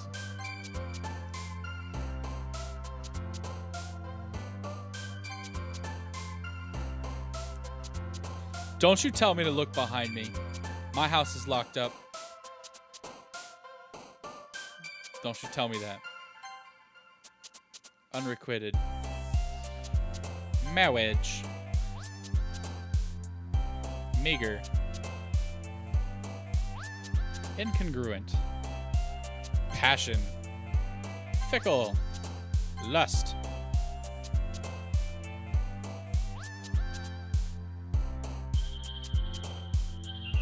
Philosophy. What is this? What was that? Goodness, what was that? Okay. Alright. Alrighty then. Man, this game is actually pretty... this visual novel is pretty good, actually. Like, I'm not upset I'm playing this. Hi again, Tzsweezy. Glad to see you didn't run away on us. Ha ha ha! Nah, don't worry. This might be a little strange for me, but at least I keep my word. Well, I'm back at the literature club. I was the last to come in, so everyone else is already hanging out. Thanks for keeping your promise, Tzsweezy. I hope this isn't too overwhelming of a commitment for you, making you dive headfirst into literature when you're not accustomed to it. What is this going on? What is going on here? Oh, come on, like he deserves any slack. Corndog Jr., welcome to the stream. Thanks for hanging out. You already had to be dragged here by Monica. I don't know if your plan just come here and hang out or what, but if you don't take us seriously, then you won't see the end of it. Natsuki, you certainly have a big mouth for someone who keeps their manga collection in the club room. Why are you in front of the text? I need to freaking see. Natsuki finds herself stuck between Monica and manga. Manga is literature! Swiftly defeated, Natsuki plops back into her seat. I'm sorry, Tzsweezy. I'll make sure to put your comfort first, okay? Yuri shoots Natsuki a disappointed glance. Anyway, now that you're in the club and all, perhaps you might have interest in picking up a book to read. Well, I can't really say no either way. Like you said, I'm in this club now. So it only feels right for me to do something like that, if you ask. Oh, wait. I didn't mean it like that. If you don't really want to, then forget I said anything, I guess. Oh, no, it's not that, Yuri. I want to try to be a part of this club, so even if I don't read often, I'd be happy to pick up a book if you wanted me to. Are you sure? I just felt like, well, as vice president and all, that I should help you get started on something you might like. Yuri reaches into her bag and pulls out a book. I didn't want you to feel left out, so I picked out a book that I thought you might enjoy. It's a short read, so it should keep your attention, even if you don't usually read. And we could, discuss it if you wanted. Yeah, those weird little note changes are like, that's a little creepy. How is this girl accidentally being so cute? She even picked out a book she thinks I'll like, despite me not reading much. Yuri, thank you. I'll definitely read this. I enthusiastically take the book. Phew. Well, you can read it at your own pace. I look forward to hearing what you think. Now that everyone's settled in, I expected Monica to kick off some scheduled activities for the club, but that doesn't seem to be the case. Yuri's face is already buried in a book, and I can't help but notice her intense expression, like she was waiting for this chance. Meanwhile, Natsuki is rummaging around in the closet. I'm really curious to talk to Yuri a little bit more, but at the same time, I would feel bad for distracting her from reading. I catch a glimpse of the cover book. So wait, so is the reason that I'm not going back through a kind of a playthrough focusing on Natsuki, is that because I spent all my poem energy on Yuri but on the previous playthrough?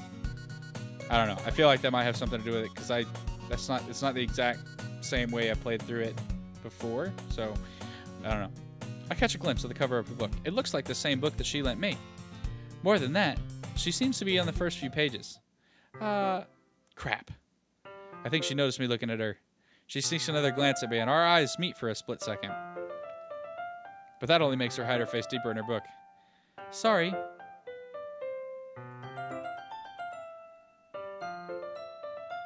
Oh, okay. Thanks, Parker. Yeah, I was wondering why things were different, but I guess that makes sense. I was just spacing out. I muttered this, sensing I made her uncomfortable. Oh, it's fine. If I was focused, then I probably would have noticed in the first place. But I'm just rereading a bit of this, so... That's the book you gave me, right? Mm-hmm. I wanted to reread some of it. Not for any particular reason. Just curious, how come you have 2 copies of the same book? Well, when I stopped at the bookstore yesterday... That's not what I meant. I mean, I just happened to buy 2 of them. I see. There's something fairly obvious here that Yuri isn't telling me, but I'm gonna let it go. I'll definitely start reading it soon. I'm glad to hear. Once it starts to pick up, you might have a hard time putting it down. It's a very engaging and relatable story. Is that so? What's the story about anyway? Well, I look at the cover of the book. The book is titled The Portrait of Markov. There's an ominous-looking eye symbol on the front cover. Basically, it's about this religious camp that was turned into a human experiment prison, and the people trapped there have this trait that turns them into killing machines that lust for blood. I feel like that's different than the last time. But the facility gets even worse, and they start selectively breeding people by cutting off their limbs and affixing them to... Oh, that might be a little bit of a spoiler. But anyways, I'm really into it. The book, I mean. Not the thing about the limbs. That's kind of That's kind of dark, isn't it? Yuri made it sound like it was going to be a nice story, so the dark turn came out of nowhere. Are you not a fan of that sort of thing, Tzsweezy? No, it's not that. I mean, I could definitely enjoy those kind of stories, so don't worry. I hope so. Yeah, I totally forgot that Yuri's into these things. She's so shy and reclusive on the outside, but her mind seems to be completely different. It's just that this kind of story, it's the kind that challenges you to look at life from a strange new perspective. When horrible things happen, not just because someone wants to be evil, but because the world is full of horrible people and we're all worthless anyways. Wow. Then suddenly... I'm rambling, aren't I? Not again. I'm sorry. Hey, don't apologize. I haven't lost interest or anything. Oh, that like weird demon voice hurt a little bit. Well, I guess it's alright then. But I feel like I should let you know that I have this problem. When I let things like books and writing fill my thoughts, my whole body gets incredibly bleh. I kind of forget to pay attention to other people. So I'm sorry if I end up saying something strange. And please stop if I start talking too much. I really don't think you need to worry about that. That just means you're passionate about reading. The least I can do is listen. It's a literature club after all. Well, that's true. In fact, I might as well get started reading it right. What the heck? Yes. I mean, you don't have to, but... What are you saying? Let me just get the book. I quickly retrieved the book that I had put in my bag. All right, is it fine if I sit here? I slip into the seat next to Yuri's. Yeah. Are you sure? You seem a little apprehensive. I'm sorry. It's not that I don't want you to. It's just something I'm not very used to. That is, reading in company with someone. I see. Well, just tell me if I end up distracting you or anything. All right. I open the book and start the prologue. I soon understand what Yuri means about reading in company. It's as if I can feel her presence over my shoulder as I read. It's not a particularly bad thing, maybe a little distracting, but the feeling is somewhat comforting. Yuri is in the corner of my eye. I realize she's not actually looking at her own book. I glance over. It looks like she's reading from my book instead. Sorry. I was just bathing in the feeling of your body heat. Yuri, you really apologize a lot, don't you? I do? I don't really mean to. Sorry. I mean... Here, this should work, right? I slide my desk until it's up against Yuri, then hold my book more between the two of them. I suppose so. Yuri timidly closes her own copy. Once we lean in a little bit, our shoulders are almost touching. It feels like my left arm is in the way, so instead I use my right hand to hold the book open. I guess that makes it kind of difficult to turn the page. Here. Once again, big old anime titties. Big point here in the book. Okay. Hey, chat, while I got a second. You guys notice, I know you guys said earlier that, like, I'm getting, like, really unlucky or lucky with all the random stuff. Is that, like, not a normal kind of occurrence? Am I getting a lot of, like, the weirdness of the game because of how I played through the first one, or...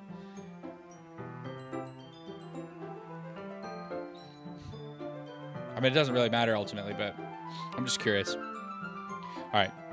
Yuri takes her left arm and holds the left side of the book between her thumb and forefinger. I do the same with my right arm and on the right side of the book. That way, I turn a page and Yuri slides it under her thumb after it flips to her side. But in holding it like this... Oh, they randomly generate? Okay, cool. Thanks, Nighthawk. We're huddled even closer together than before. That's actually kind of distracting me. It's as if I can feel the warmth of Yuri's face and she's in the corner of my vision. Are you ready? To turn the page. Okay. Okay, that's good to know that this stuff is like kind of random, chancy, instead of like I'm just getting really bad luck. Oh, okay, that's cool. I'm glad I've gotten almost every one of them. I'm really curious as to like what happened with Yuri though. I saw a little glitch on Yuri. I didn't catch it all the way. Okay. To turn the page. Sorry. I think I got a bit distracted for a second. I glance over at Yuri's face again and our eyes meet. I don't know how I'll be able to keep up with her. That's okay. You're not used to reading, right? I don't mind being patient if it takes you a bit longer. It's probably the least I can do, since you've been so patient with me. Yeah, thanks. We continue reading. Yuri no longer asks me if I'm ready to turn the page. Instead, I just assume she finishes the page before me, so I turn it by my own volition. We continue the first chapter in silence. Even so, turning each page almost feels like an intimate exchange, my thumb gently letting go of the page, letting it flutter over to her side as she catches it under her own thumb. Hey, Yuri. This might be a silly thought, but the main character kind of reminds me of you a little bit. No, I don't relate to this character at all. Definitely not. Really? I was just kind of thinking the way she second guesses things she says and all that. No, don't. Oh, okay, well, I don't care. It's a little bit of a spoiler. It's not that big a spoil, so. I was just thinking the way she second guesses everything she says and all that. Ah, that's what you were talking about. Sorry. I thought you meant something else about her. Something else? Never mind. We didn't even get that far yet, so I don't know why that came into my head. Hahaha. Yuri, are you feeling alright? Yuri's been a little fidgety ever since we started reading. You can rest if you're feeling sick or something. Your breathing is a little... Am I breathing? Yuri puts her hand on her chest as if to feel her heartbeat. I didn't even notice. Anyway, I'm fine. I just need some water. Alright, don't push yourself. Yuri stands up and practically rushes out of the classroom. What on earth was that about? Tzsweezy, did something happen just now? I have no idea. Yuri was acting a bit strange, I guess, but... So you don't know anything. Sorry, can't say that I do. Are you worried about her? Oh, no, not really. I was just making sure you didn't do anything to her. No, nothing. Haha, don't worry, I believe you, silly. Yuri just does this sometimes. It's nothing alarming. Oh, alright, if you say so. Anyway, why don't we start sharing our poems with each other, Shouldn't we wait for Yuri? Well, she might be a while, so I figured we just get started without her. Is that okay? Yeah, I was just asking. I stand up, I make a mental note of where I left off in the book, I slip it back into my bag. This is really weird. Who should I show my poem to first? Obviously, we start with Monica. Yesterday, she seemed eager to read my poem, and I want her to know I'm putting in effort. Hi, Tzsweezy. Having a good time so far? Yeah. Good, glad to hear it. By the way, since you're new and everything, if you ever have any suggestions for the club, like new activities or things we can do better, I'm always listening. Don't be afraid to bring things up, okay? Alright, I'll keep that in mind. Of course, I'll be afraid to bring things up. I'm much better off just going with the flow until I'm more settled in. Anyway, want to share your poem with me? It's kind of embarrassing, but I guess I have to. Ha ha ha ha! Don't worry, Tzsweezy. We're all a little embarrassed today, you know? But it's that sort of barrier that we'll all learn to get past soon. Yeah, that's true. I hand Monica my poem. Great job, Tzsweezy. I was going, oh, inside my head while reading it. It's really metaphorical. I'm not sure why, but I didn't expect you to go for something so deep. I guess I underestimated you. It's easiest for me to keep everyone's expectations low. That way, it always counts when I put in some effort. Ha ha ha, that's not very fair. Well, I guess it worked anyway. You know that Yuri likes this kind of writing, right? Writing that's full of imagery and symbolism. Sometimes I feel like Yuri's mind is just totally detached from reality. I didn't mean that like it's a bad thing, though. But sometimes I get the impression that she's just totally given up on people. She spends so much time in her own head that it's probably a much more interesting place for her. But that's why she gets so happy when you treat her with a lot of kindness.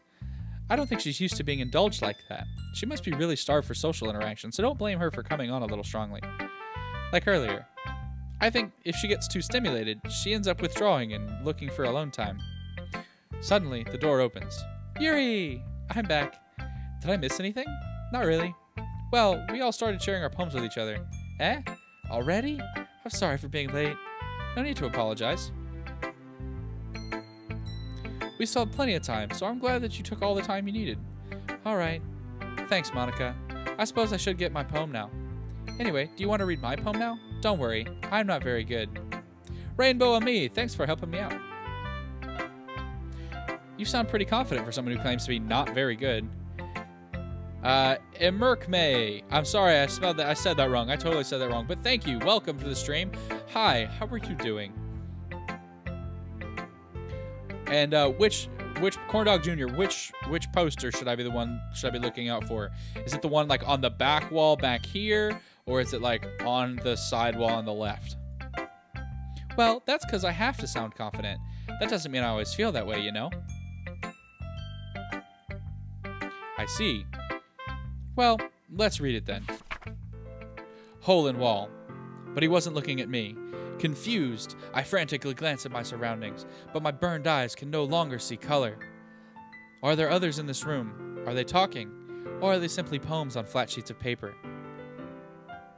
The sound of frantic scrawling plays tricks on my ears. The room begins to crinkle, closing in on me. The air I breathe dissipates before it reaches my lungs. I panic. There must be a way out. It's right there. He's right there, swallowing my fears. I brandish my pen. This is pretty good.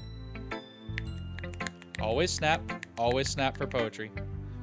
So, hey, Rainbow Me, welcome back. Emerick May, I know you're here. Thanks for hanging out.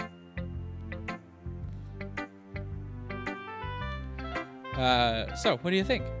It's very freeform, if that's what you call it.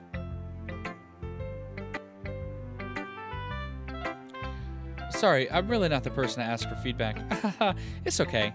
Yeah, that kind of style has gotten pretty popular nowadays. That is, a lot of poems have been putting emphasis on the timing between words and lines. When performed out loud, it can be really powerful. What was the inspiration behind this one?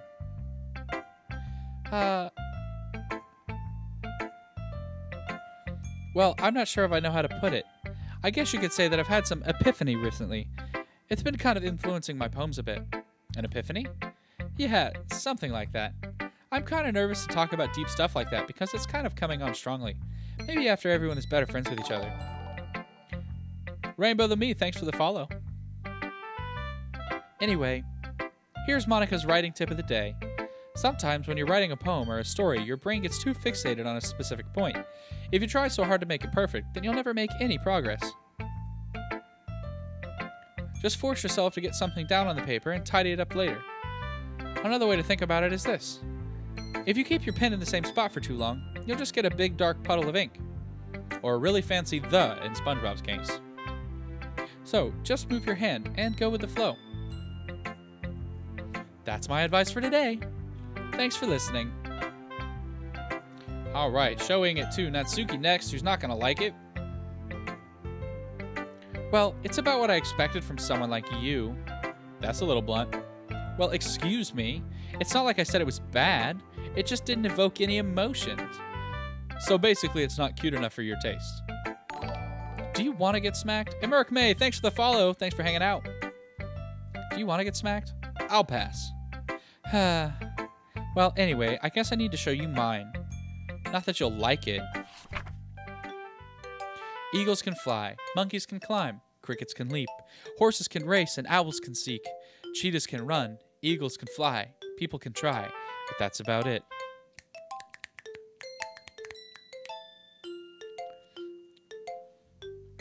Yeah, I told you weren't gonna like it. I like it. What? Just be honest. I am. Why are you so convinced that I wouldn't like it? Well, because everyone in high school thinks that writing has to be all sophisticated and stuff. So people don't even take my writing seriously. But isn't the point of poems for people to express themselves? Your writing style wouldn't make your message any less valid. Yes, exactly. I like when it's easy to read, but it hits you hard. Like in this poem. Seeing everyone around you do great things can be really disheartening. So I decided to write about it. Yeah, I understand. But the other nice thing about simple writing is that it puts more weight on the wordplay. Like, I set up for a rhyme at the end, but then made it fall on its face on its purpose. It helps bring out the feeling in that last line. So you did. I guess more went into it than I realized. That's what it means to be a pro. I'm glad you learned something. Didn't expect that from the youngest one here, did you? Yeah, I guess not. I decided to humor her with that last comment. I don't really care how old everyone is, but if Natsuki is feeling proud, then I won't take that away from her.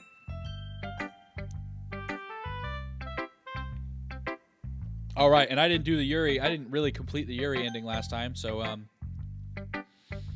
yeah. So we're gonna try that again now.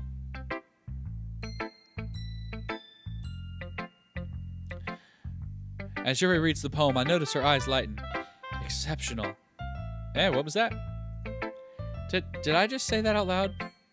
Yuri first covers her mouth, but then ends up covering her whole face. He's going to hate me. You really didn't do anything wrong, Yuri. I guess you're right. What am I getting so nervous for? Ha ha ha. Yuri takes a breath. So, what kind of writing experience do you have? Your use of imagery and metaphors indicates you've written a lot of poetry before. Really? Wow, that's a huge compliment coming from you. This is actually my first time. Really? Huh. Yuri stares at me blankly and then looks at my poem again. Well, I know that. I just meant, Yuri trails off, unable to find an excuse. She traces her finger along the words in the poem as if breaking it down more thoroughly. Yeah, okay. This is the reason I was able to tell. It's just that there are specific writing habits that are usually typical of new writers. And having been through that myself, I kind of learned to pick up on them. I think the most noticeable thing that I recognize in new writers is they try to make their style very deliberate. In other words, they tend to pick a writing style separate from the topic matter, and then they form-fit the two together. The end result is that both the style and the expressiveness are weakened. Once Yuri finds her train of thought, it's as if her demeanor totally changes. Oh, sorry, that was like a mental thing. Her stammering is completely gone, and she sounds like an expert. Of course, that's not something you can be blamed for. There are so many different skills and techniques that go into writing even a simple poem. Not just finding them and building them, but getting them to work together is probably the most challenging part. It might take you some time, but it all comes with practice and learning by example and trying new things. I also hope that everyone else in the club gives you valuable feedback. Natsuki can be a little bit biased, though. Biased? How? Well, never mind. I shouldn't be talking about people like that. Sorry. It's fine. I'm not sure if Yuri is apologizing to herself, to me, or to Natsuki. Do you mind if I read your poem now? Please do. I'd love to share my thought process behind it. Yuri smiles dreamily as that's a rare opportunity for her, which is, in itself, is kind of funny. After all, isn't this supposed to be a literature club? Ghosts under the light. The tendrils of my hair illuminate beneath the amber glow. Bathing. It must be this one. The last remaining streetlight to have withstood the test of time. The last yet to be replaced by the sickening blue-green hue of the future. I bathe. Calm. Breathing air of the present but living in the past. The light flickers. I flicker back. Wasn't this poem a lot longer before? I feel like it was a lot longer the first playthrough. I'm sorry I have such terrible handwriting. What? I wasn't thinking that at all. But it took you a long time to read. Well, I just don't read script very often. I actually think your handwriting is pretty. That's a relief. Also, I liked the poem. Even though it was short, it was really descriptive. It wasn't too short. I usually write longer poems. Not at all. I'm really glad you like it. I'll be honest. Since it's our first time sharing, I wanted to write something a little more mild. Something easier to digest, I suppose. Are you into ghost, Yuri? Actually, the story isn't about a ghost at all, Tzsweezy. Really? I must have totally missed the point. Well, I suppose you did only glance over it after all. But remember that poets often express their own thoughts, feelings, and experiences in their work. They usually do more than tell a simple story or paint a picture. In this case, perhaps the subject of the poem is only being symbolically compared to a ghost. Lingering in her last remaining place of comfort, unable to let go of the past, and soon to be left with nothing. That's a lot more solemn, putting it that way. I hadn't even thought of that. That's impressive. It's nothing, really. Yours was impressive too, so nah. If anything, I could probably learn a thing or two from you. You think so? Yeah, of course. You know, I was really nervous about doing all of this, but in the end, I enjoyed it. I'm gonna keep doing my best for you, Tzsweezy. Me too. Phew. I guess that's everyone. I glanced around the room. That was a little more stressful than I anticipated. It's as if everyone is judging me for my mediocre writing abilities. Even if they're just being nice, there's no way my poems can stand up to theirs. This is a literature club, after all. Oh, that sounds like the bad recorder player who plays the Titanic music or whatever. I sigh. I guess that's what I get getting myself into. Across the room, Monika's writing something in her notebook. My eyes land on Yuri and Natsuki. They gingerly exchange sheets of paper sharing their respective poems. As they read in tandem, I watch the ends of their expressions change. Yeah, guys, don't spoil it. Don't spoil it for me. I don't know what's happening. Natsuki's eyebrows furrow in frustration. Meanwhile, Yuri smiles sadly. What's with this language, eh? Did you say something? Oh, it's nothing. Natsuki dismissively returns the poem to the desk with one hand. I guess you could say it's fancy. Ah, thanks.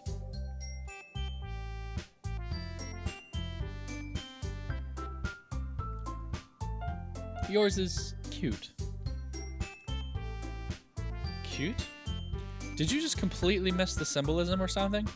It's clearly about the feeling of giving up. How can that be cute? I know that. I just meant the language, I guess. I was trying to say something nice. Eh?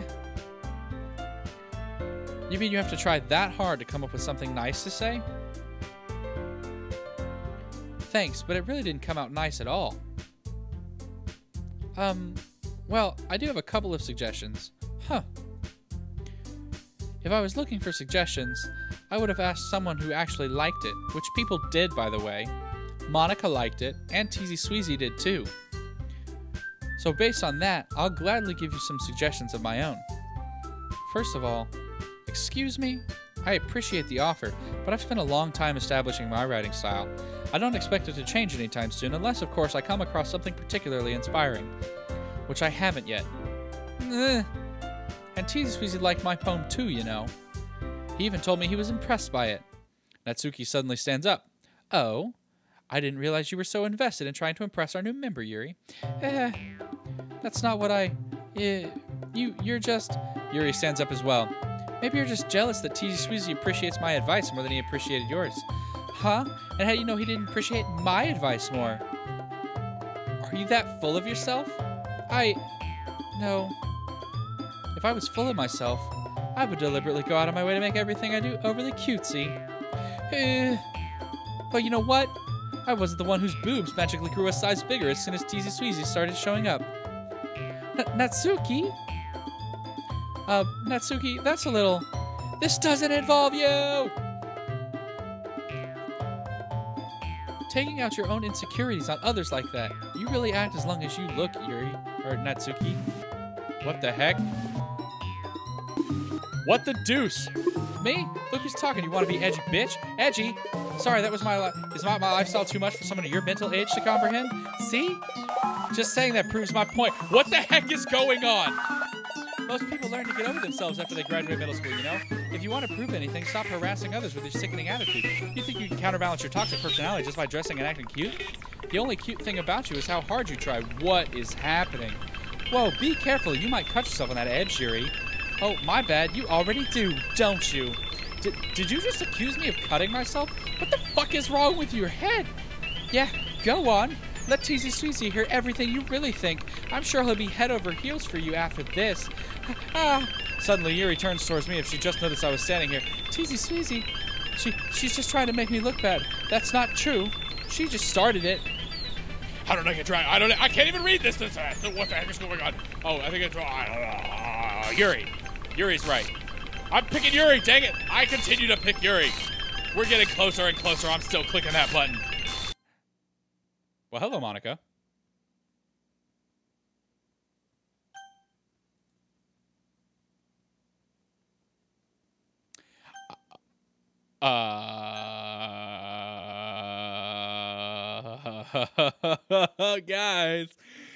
Guys, I'm a little nervous. Hey, Tzsweezy, why don't we step outside for a little bit, okay? Sorry about that. They really shouldn't have tried to get you involved. It's probably better for us to stay out of this. We'll go back inside once they're done yelling. Ha ha ha. Some president I am, right? I can't even confront my own club members properly. Hey guys, if you're watching, and you know, I'll get my third disclaimer for the night. If you're like freaked out by horror things or depression or suicide or whatever, you can get triggered by that if you deal with that in your life. This is really not the stream for you. Thanks for hanging out, but you don't need to be here tonight. You can come back later. I'm a little freaked out. Not gonna lie. Not gonna lie. So yeah, okay. I can't even confront my own club members properly. I just wish I was able to be a little more assertive sometimes, but I never have it in me to put my foot down against others. You understand, right? Anyway, If this makes you want to spend less time with the others, then that's fine. I'd be happy to spend time with you instead. Suddenly, Natsuki runs out of the classroom. She's crying. She quickly runs away. Oh, dear. Well, it looks like they're done. We're going to go back in. I didn't mean it. I didn't mean it. I didn't mean it. Yuri's rocking back and forth in her desk with her palms on her forehead. Yuri? I didn't mean it. I believe you. I believe you. I have no idea what Yuri might have said to Natsuki, or did. Tzsweezy, please don't hate me. Please. I'm not like this. There's something wrong with me today. It's fine, Yuri. We know you didn't mean it. Besides, I'm sure Natsuki will forget all about it by tomorrow. Completely. Anyway, the meeting is over, so you can go home now if you want. Yuri looks at me like she wants to say something, but she keeps glancing at Monika. You can go first, Monika. I'd like to stay a little bit longer. I'm the president, so I should be the last one out. I'll wait for you to be done. Well, I'm the vice president, so please let me take that responsibility today. It kind of sounds like you don't want me around for something, Yuri. It's not that. It's not that. I didn't get that much of a chance to discuss my book with Tzsweezy. It would just be embarrassing with you listening. I guess I really don't have a choice, do I? I'm sorry for causing trouble, but I really appreciate you understanding what the heck is going. What the deuce?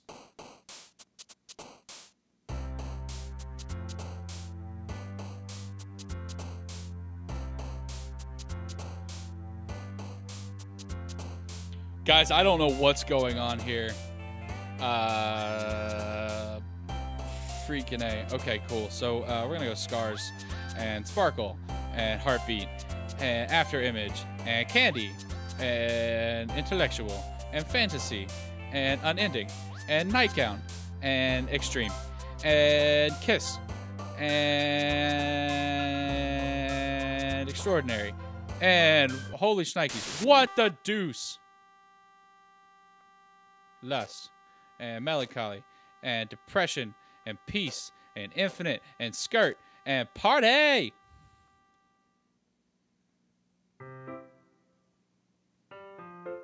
Another day passes. It's time for the club meeting already.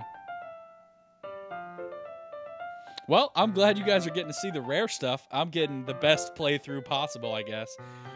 Freaking me out. Freaking me out. I've gotten a little more comfortable here over the past couple of days. Entering the club room, the usual scene greets me. Welcome back, Tzsweezy. Ah, hi, Yuri. I'm not sure if it's me or if it's Yuri's expression, but the weight of yesterday's quarrel still hangs in the air a little bit. Yuri glances over his shoulder, looking around the room. Natsuki's reading a manga at her desk. Okay, cool. Natsuki's still alive. That's good. And surprisingly, Monika isn't here yet. Suddenly, Yuri takes my arm and pulls me to the corner of the room. About yesterday, I really need to apologize. Nothing like that has ever happened before. And something just came over me, I guess. I wasn't acting mentally sound. Please don't think we're usually like this. Not just me, but Natsuki as well. Yuri, I'm happy you were considerate and apologized. You don't have to worry too much. Even though I've only been here a couple of days, I could tell something was off yesterday. Maybe we were just a little extra sensitive because it was our first time sharing poems. But whatever it was, it didn't make me think anything less of you. I had already decided that there's no way you could be a bad person. And now you're apologizing. I know you didn't really mean it. Ah, Tzsweezy. Don't say those kind of things so frankly. They make me a little too happy. I'm really glad that you're such an understanding person, and I'm really glad you joined this club. Everything is a bit brighter with you around, and sorry, what am I saying right now? Hey, have you guys seen Monika? No, I haven't. I was also kind of wondering where she was. Man, Yuri, I'm guessing you haven't either. Yuri's clearly taken back by how calmly I read that wrong. How calmly Natsuki is addressing her. No, I haven't. Jeez, this isn't like her at all. I know it's stupid, but I can't help but worry a little bit. What? Why are you looking at me like that? Natsuki, about yesterday, I just wanted to apologize. I promise I didn't mean any things I say, and I'll do my best to stay under control from now on. So, Yuri, what the heck are you talking about? Did you do something yesterday? Eh? Jeez. Whatever's on your mind, I'm sure it was nothing. I don't even remember anything bad happening. You're the kind of person who worries too much about the little things, aren't you? But I'll accept your apology anyways if it helps you feel better about it. Besides, it's kind of nice to hear since I was always afraid you secretly hated me or something like that. No, not at all. I don't hate you. Well, you're kind of weird, but I don't hate you either. Natsuki turns to me. You're still on trial, though. Hey! Suddenly, the door swings open. Sorry, I'm super sorry. Haha, there you are. I didn't mean to be late. I hope you guys weren't worried or anything. Nah. Well, Natsuki was. I was not. Haha. What took you so long anyway? Well, my last period today was study hall. And to be honest, I just kind of lost track of time. Hahaha. That makes no sense, though. You would have heard the bell ring at least.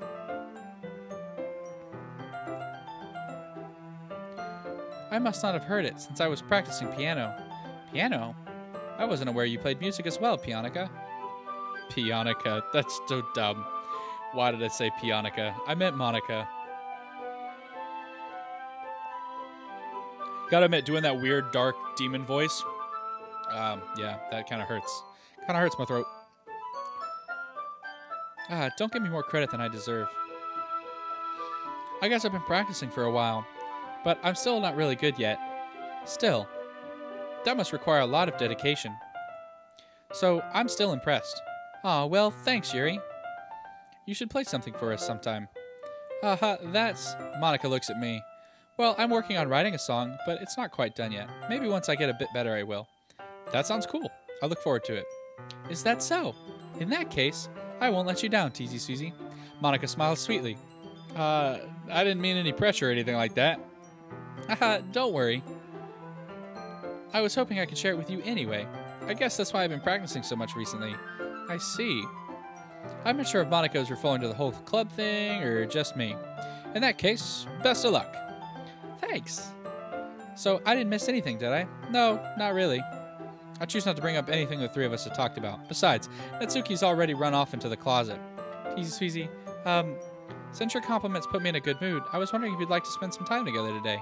I mean, in the club. Yeah, definitely. I planned on it anyway. Okay. Can we start now? Let's find a place to sit. Haha. I'm being a little forceful, aren't I? I'm sorry. My heart, it just won't stop pounding for some reason. Don't worry about it. Don't let your heart stop pounding, Yuri. Don't die. Don't die. If anything, it's nice to see you have so much energy. Yeah. But I need to try to calm down. I won't be able to focus on reading like this. Take your time. Yuri takes a deep breath and pulls a copy of the book out from her bag. Actually, I have a request. Do you mind if I make some tea first? Not at all. Thanks very much. If there's one thing I can make my reading time here any better, it's a nice cup of tea. Not to mention for yourself as well. Yuri stands up and makes her way to the closet. I follow and watch as she retrieves a small water pitcher from the shelf, the kind with a filter inside. Can you hold this for a second? Sure. Yuri hands me the water pitcher and also fetches an electric kettle. I'm going to plug this in at the teacher's desk and then I'll go get some water. She walks past me, sets the kettle down on the teacher's desk. I simply watch her movements. To my surprise, the way she moves really contrasts her speaking mannerisms. Especially because her long legs, Yuri appears elegant and methodical. Sexy. Okay, may I have the pitcher? Thanks, I'll be right back. I might as well walk with you. That's okay. You stay here. It won't take long. Pitcher in hand, Yuri hurries out of the classroom. Did Yuri leave you again? No, it's not like that this time. She's just filling up the water pitcher to make tea. Oh, okay. Sorry for misunderstanding. 10 minutes passed. Yuri said it wouldn't take that long. Is something holding her up? I'm bored just waiting here, so I decide to go look for her. Let's see. The most logical place for Yuri would be the nearest water fountain, so I start heading down the hallway. What's that noise? It's coming from around the corner. It sounds like breathing. I don't even know how to make that sound. A sharp inhale, like someone is sucking in air through their teeth. Are they in pain?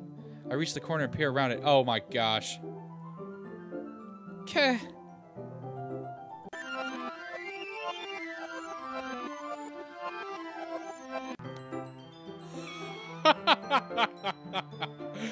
Wow, okay, that's just rewound time. I like it.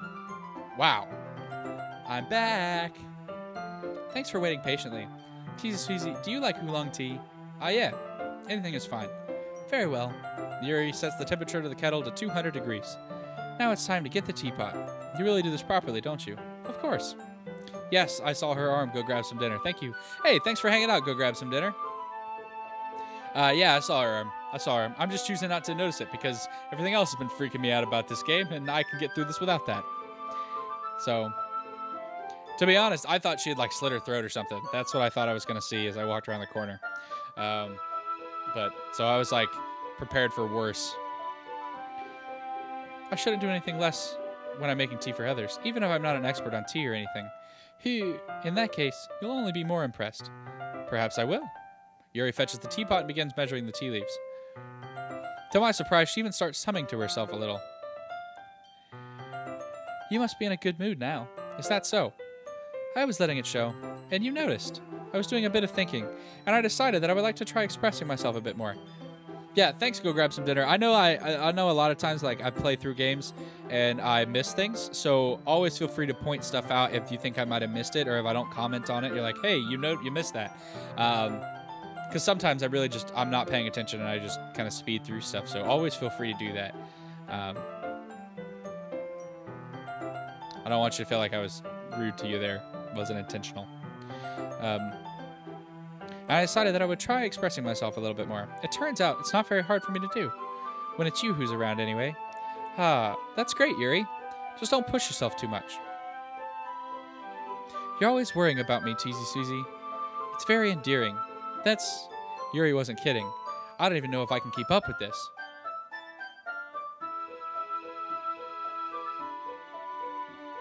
I watch Yuri pour a cup of tea for each of us. Tzsweezy, I have another request. Do you mind if we sit on the floor today? And why's that? It's a bit easier on my back. I can read with my back against the wall rather than bending over at my desk. Sorry, I didn't realize. No worries. I just have back pain fairly regularly. I'll say it. I said it once. I'll say it again. It's them big old anime titties. Giving back pain. Anime back pain. So I do my best to manage it. Isn't that so? I wonder why that is. It's most likely because your posture, right? Always hunched over like that while reading? Yes. I have terrible reading posture. So that's why we should sit on the floor. Fair enough. I'll go ahead and get the book. I retrieve the book from my bag. I have some chocolate as well. It's a bag of small chocolate candies. I take it, since we'll go well with the tea. Yuri and I then sit against the wall, teacups at our sides. I'm so glad my wife is still at work, because the last time we were doing this, my wife showed up. Zandosh, welcome. Welcome to the stream. Thanks for hanging out. Yeah, my wife walked in right about this time and just stood and stared at me in judgment. I could feel it. So she's not here. So for that, I'm thankful. As if in sync, we assume the same reading position as last time, each holding one half of the book, except this time, our bodies are even closer together. I can't see too well. Ooh. Yuri slides closer until our shoulders are touching. How am I supposed to focus on reading like this? Yuri was always kind of cute, but when she's being less apprehensive, it's almost more than I can handle. Your teacup. Yuri hands me my teacup. Holding it with my hand, that's not holding the book. I end up in a position that makes it even harder to focus, because now I need to worry about making sure I don't accidentally touch her test. Meanwhile, Yuri hasn't noticed a single thing. She wears her intense reading expression, and I can only presume the world around her has faded away. I use all of my willpower to focus on reading. After a few minutes, I finally manage to relax a little. I put the teacup between my legs and fumble with the chocolate wrapper. Sorry. I briefly let go of the book to finish opening the wrapper. You can have as much as you want. That's okay. I won't take any. Are you sure? Well, if I touch it, then I might get smudges on the pages. You're right. I didn't even think about that. My bad. No need to apologize. I'll hold the book, okay? Are you sure? Of course. Yuri opens the book with both hands. She holds it so that I don't have any harder time of reading from it. So I don't have a harder time of reading from it. But as a result, her left arm is practically resting on top of my leg. Well, in that case, Yuri is already totally focused on reading again. I take a chocolate candy and pop it into my mouth. Then I take another chocolate, and I hold it up to Yuri. She doesn't even look away from the book. She simply parts her lips as if this situation is completely natural. But that means I can't stop here. I apprehensively place the chocolate in her mouth. Just like that, Yuri closes her lips over it. Yuri's expression suddenly breaks. Did I just... Yuri looks at me like she needs to confirm what just happened. Tzsweezy. Sorry. I guess I shouldn't have done that. Yuri starts to breathe heavily. I can't. Tzsweezy. Suddenly, Yuri forcefully grabs my arm and jerks me to my feet. My teacup gets knocked over. Tzsweezy. My heart won't stop pounding, Tzsweezy. I can't calm down. I can't focus on anything anymore. Can you feel it, Tzsweezy? So much time with Yuri. I don't know why, but she seems pretty easily excitable when she's around you. Which shouldn't be a problem in itself, but when Yuri gets too excited, she finds a place to hide and starts cutting herself with a pocket knife. Isn't that kind of messed up? She even brings a different one to school every day, like she has a collection or something. I mean, it's definitely not because she's depressed or anything like that. I think she just gets some kind of high from it. What the heck is with this game? Goodness. At this point, I'm not even fazed by it. I think I'm not even registering with the characters anymore. It might even be like a sexual thing. But the point is, you've been kind of enabling her. I'm not saying it's your fault though, but I guess that's why I had to explain it all to you. So I think if you keep your distance, that would probably be best for her. While you're at it, don't be shy to spend a little more time with me. To put it lightly, I at least have it together in the head, and I know how to treat my club members. But anyway, you want to read my poem now. I like the way this one turned out. I hope you do too. Save me. The colors, they won't. Bright, beautiful color. No O's. No vowels. Bright, beautiful colors. Flashing, expanding, piercing, red, green, blue, an endless cacophony of meaningless noise. Cacophony of stop. The noise won't stop. Violent, grating. What? Waveforms? Squeaking, screeching, piercing, sine, cosine, tangent. Delete her. Like playing a chalkboard at a turntable, like playing a knife on a breathing rib cage. PM. Meaninglessness. Delete her.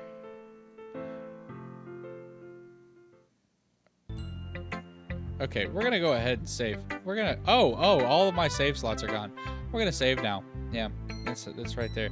Yep, we want to overwrite that save. Cool, let's go back. I know it's kind of abstract. I'm just trying to, well, never mind. There's no point in explaining. Anyway, here's Monica's writing tip of the day. Oh, man. Sometimes you'll find yourself facing a difficult decision. When that happens, don't forget to save your game. You never know when. Who am I talking to? Can you hear me? Can you tell me you can hear me? Anything. Please help me. Okay. That's my advice for today. Thanks for listening. Who should I show my poem to? Natsuki. Well, it's not really worse than your last one, but I can't really say it's any better either. Phew. What? Phew, what? Well, anything that isn't a train wreck, I'll take as a win. And I get the feeling you're probably the most critical. Hey, what makes you... Wait, maybe that was a compliment. Glad to see someone recognizes my experience. Well then, keep practicing and maybe you'll be as good as me someday. That's, something tells me Natsuki completely missed the point. Just make sure you find a little bit of influence from everyone. I think you're at least being influenced by Yuri a little bit, aren't you? I mean, I know you've been, like, spending time with her or whatever, but you know Monica and I are just as good as her. At poems, I mean. So you should really try to learn something, or you'll never get better. Here's the one I wrote. I'll make sure you learn something from it. Amy likes spiders. You know what I heard about Amy? Amy likes spiders. Ickly, wriggly, hairy, ugly spiders. That's why I'm not friends with her. Amy has a cute singing voice. I heard her singing my favorite love song. Every time she sang the chorus, my heart would pound to the rhythm of the words. But she likes spiders. That's why I'm not friends with her. One time, I hurt my leg really bad. Amy helped me up, took me to the nurse. I tried not to let her touch me. She likes spiders, so her hands are probably gross. That's why I'm not friends with her. Amy has a lot of friends. I always see her talking to people.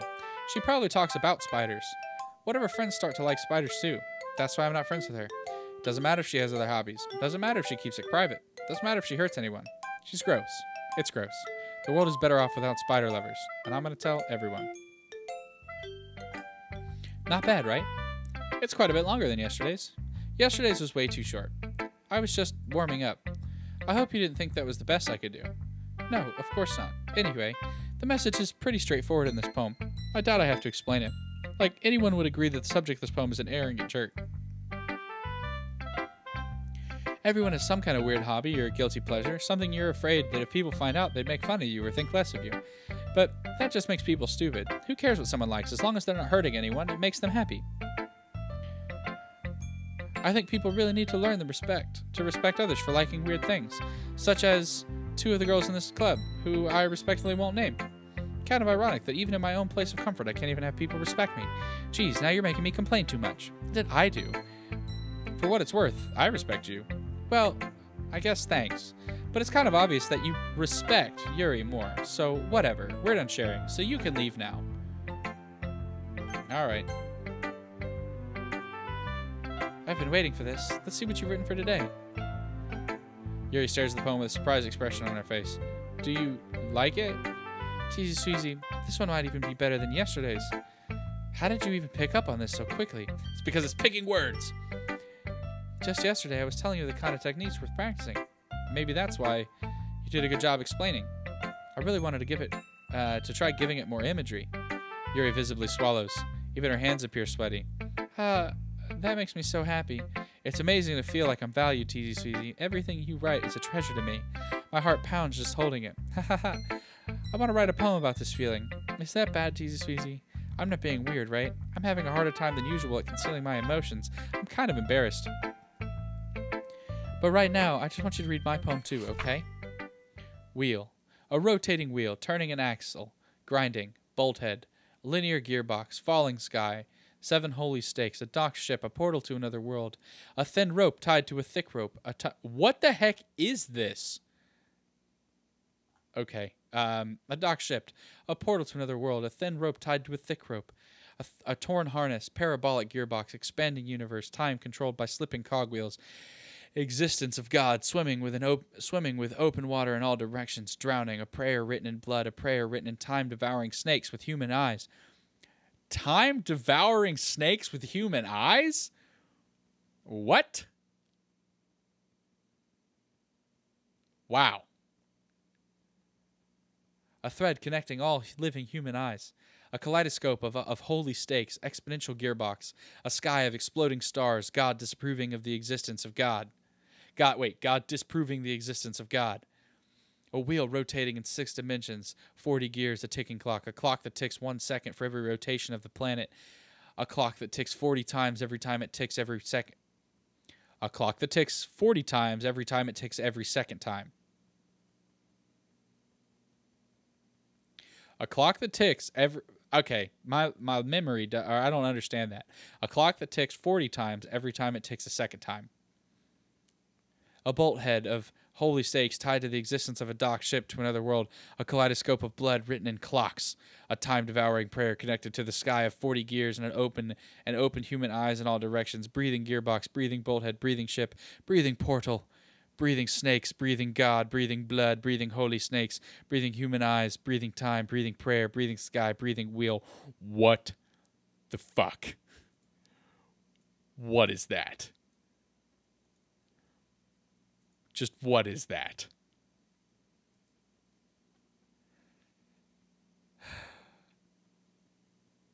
Ha ha ha. It doesn't really matter what it's about. My mind has been a little hyperactive lately, so I had to take it out on your pen. That is, a pen fell out of your backpack yesterday, so I took it home for safekeeping. And I just really like the way that it writes. So I wrote this poem with it, and now you're touching it. Haha. I'm okay. Did she masturbate with this pen? Sorry. But, seriously? What did I just... Can we pretend this conversation never happened? You can keep the poem, though.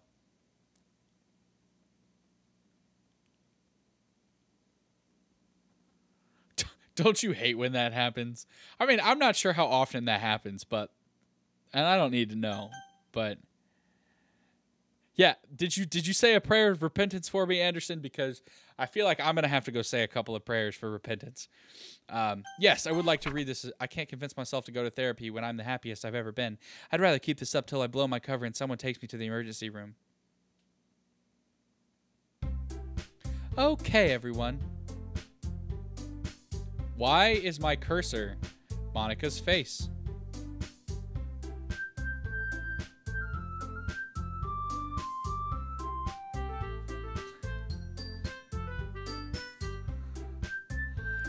Okay, everyone. We're all done reading each other's poems, right? We have something we need to go over today, so if everyone could come sit at the front of the room. Is this about the festival? Well, sort of. Do we really have to do something for the festival? It's not like we can put together anything good in just a few days. We'll end up embarrassing ourselves instead of getting any new members. That's a concern of mine as well. Don't worry so much. We're going to keep it simple, okay? Look, I know everyone's been a little more lively ever since Tzsweezy joined, and we've started with some club activities, but this isn't the time for us to become complacent. We still only have 4 members, and the festival is our only real chance to find more, you know? What's so great about getting new members anyways? We already have enough to be considered an official club. More members will just mean everything gets noisier and more difficult to manage. Natsuki, I don't think you're looking at it the right way at all. Don't you want to share your passion with as many people as you can? To inspire them to find the same feelings that brought you here in the first place. The literature club should be a place where people can express themselves like they can't do anywhere else. It should be a place so intimate that you never want to leave. I know you feel that way too. I know we all do. So that's why we should work hard and put something together for the festival, even if it's something small. Right, Tzsweezy? Oh, come on. You can't take advantage of Tzsweezy to agree with you just because he doesn't know how to say no to anything. Look, Monica, do you really think any of us here joined the club with other people in mind? Yuri never even talked until Tzsweezy joined. As for me, I just like it better here than I do at home. And Tzsweezy isn't even passionate about literature in the first place. And that's everyone. Sorry, but you're really the only one who's interested in finding new members. Yeah, Sayori's dead already. Well, I guess we killed her. Yeah. The rest of us are fine like this. I know you're president and all, but you should really consider our opinions for once. Monika's clearly taken aback by Natsuki's words. That's not true at all. I'm sure Yuri and Tzsweezy want to get more members too, right? I don't know about Yuri, but I'm kind of indifferent. If I showed as much enthusiasm as Monika wanted, then I would probably be lying. Still, if it's up to me to rescue the situation, no. Natsuki's right, isn't she? This club, it's nothing more than a place for a few people to hang out. Why did I think that everyone here saw it the same way as I did? But that doesn't mean we're against getting new members or anything. Tzsweezy, why did you even join this club? What were you hoping to get out of it? Probably laid. Well, that's not really something I can be honest about, is it? In fact, if I remember, you weren't even given a choice not to join. Monika sits down and stares at her desk. What's the point of all of this anyway? What if starting this club was a mistake? Menric, hi! Welcome to the stream. Hello. Ishimaru-kun. I probably said that wrong. I'm sorry. Welcome to the stream. Thanks for hanging out. I do not speak whatever language it is that you have written in.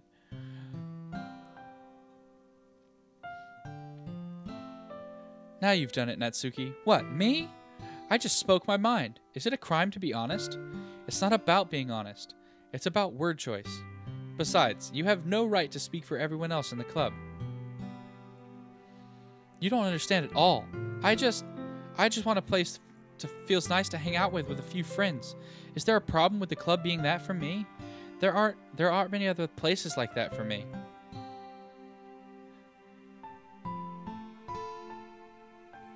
Yeah, I thought it was Japanese too, but I wasn't sure.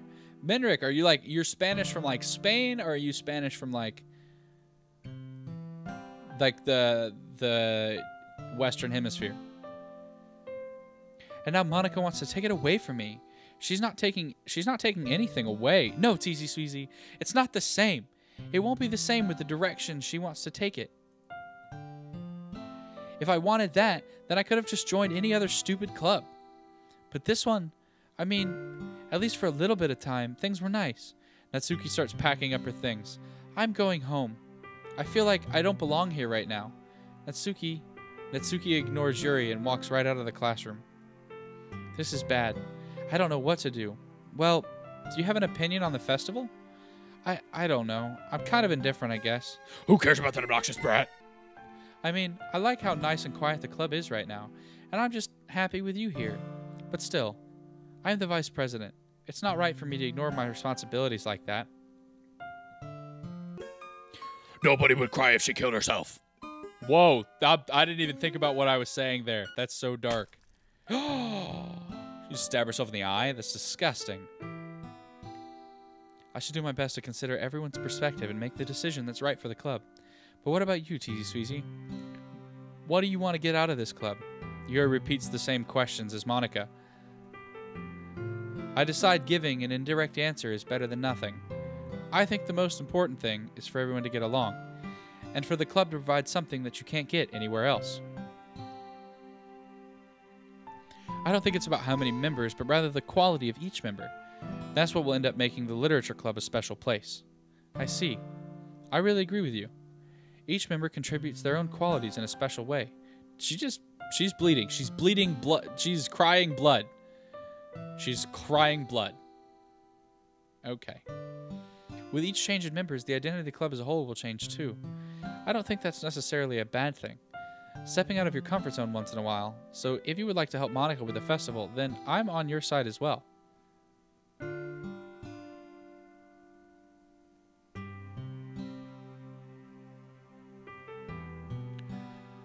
Alright. Well, maybe we can all talk to Natsuki tomorrow. Yuri nods. Hey, Yuri. Eh? I know things were a little awkward yesterday. I feel like you deserve to know that I still think you're a wonderful vice president. And also, a wonderful friend. Monica, I want to do everything I can to make this the best club ever. Okay. Me too. Yeah. Let's all go home for today. We'll talk about the festival tomorrow. Okay. I look forward to it. Shall we go, Tzsweezy? Please don't take this the wrong way, but I'm going to chat a little bit with Tzsweezy before we leave, just to see what he thinks of his time here and all that. It's important to me, as president. Yuri looks a little troubled, but she doesn't protest. Okay. I trust your judgment, Monica. In that case, I'll see the two of you tomorrow. See you tomorrow. Monica waves as Yuri exits the classroom. Phew. Things have been a little hectic lately, haven't they? Tzsweezy, I just wanted to make sure you're enjoying your time at this club. I would really hate to see you unhappy. I feel kind of like I'm responsible for that, as president. And I really do care about you, you know? I don't like seeing the other girls give you a hard time. With how mean Natsuki is and everything, and Yuri being a little bit, you know, sometimes it feels like you and I are the only real people here. You know what I mean? But it's weird, because in all the time you've been here, we've hardly gotten to spend any time together. I mean, I guess it's technically only been a couple of days. Sorry, I didn't mean to say something weird. There are just some things I've been hoping to talk with you about. Things I know only you can understand. So that's why... Wait, not yet! No! Alright, let me check one setting on YouTube here. Just to make sure, because I felt like I put on the stream options that I had not suitable for young viewers. I just want to make sure that that is still set.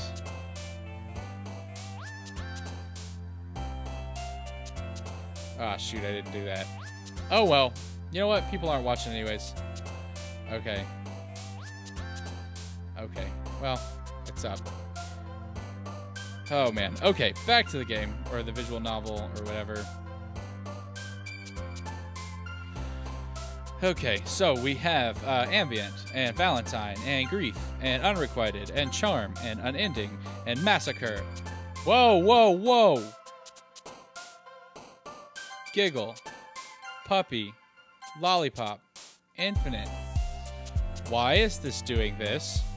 Why was there a head popped up down here?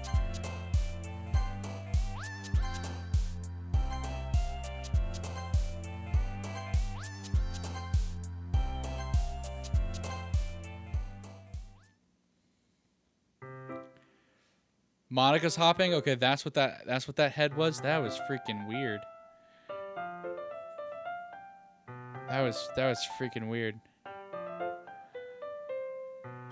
Yeah, Chris, I understood the programming part of it, but like it was just weird. Oh, that's what you were talking about, Legendary Wolf. I didn't realize that's what you meant.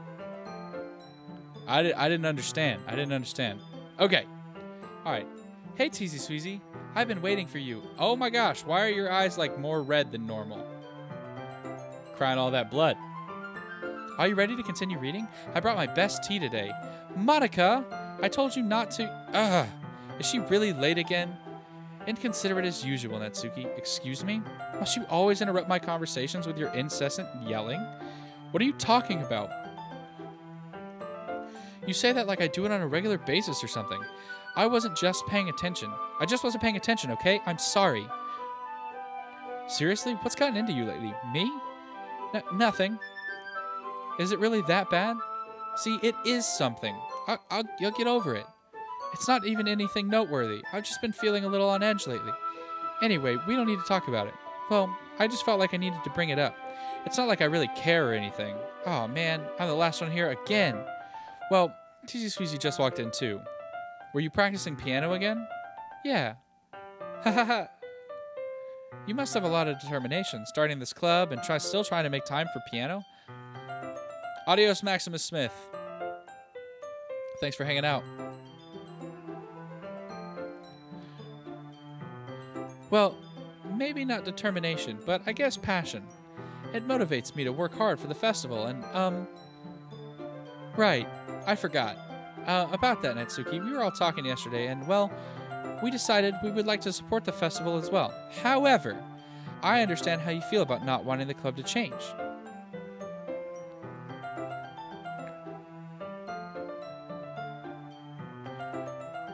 Go grab some dinner. Was I not supposed to, like, hit this part? Was I supposed to hit something else? I don't know. I mean, if I was supposed to hit something else, awesome. But, like, I thought this is just how it plays. So, I think we all kind of feel that way. So as long as we're all working together, this club will never become something we don't want. Also, if you help us out with the festival, then I'll buy you a new manga. Sorry, that last part was really funny. Look, I did some thinking about yesterday. I was a little more hostile than I meant to be. I guess I really felt threatened or something. But I know this is something we're doing together. Another new member wouldn't hurt, as long as they're cool. And I guess another girl would be nice this time. But more importantly, I would hate to see the event suck just because I chose to back out. I'm a pro, you know? So I'm gonna help too, and we're gonna make sure it's done right. Thank goodness. Isn't that great, Monica? Monica? Yeah, that's wonderful. It wouldn't be the same without you, Natsuki. Anyway, Tzsweezy, what do you think? What do you want to do today? I was thinking we already have plans for today. Is that so, Yuri? That's correct. Tzsweezy already engaged in a novel that we're reading together. Aren't you glad I've already gotten him into literature, Monica? I suppose. I was just... Actually, it doesn't matter. It really doesn't. You guys can do whatever you want. Yes! Thank you for understanding, Monica. Actually, I have a request. Do you mind if I make some tea first? No, not at all. Thanks very much. If there's one thing that can make my reading time here any better, it's a nice cup of tea. Not to mention for yourself as well. Yuri stands up, makes her way to the closet. Is she gonna go cut herself again? Makes her way to the closet. I follow and watch as she retrieves a small water pitcher from the shelf, and the kind with a filter inside. Can you hold this for just a second? Sure. Yuri hands me the water pitcher and also fetches an electric kettle.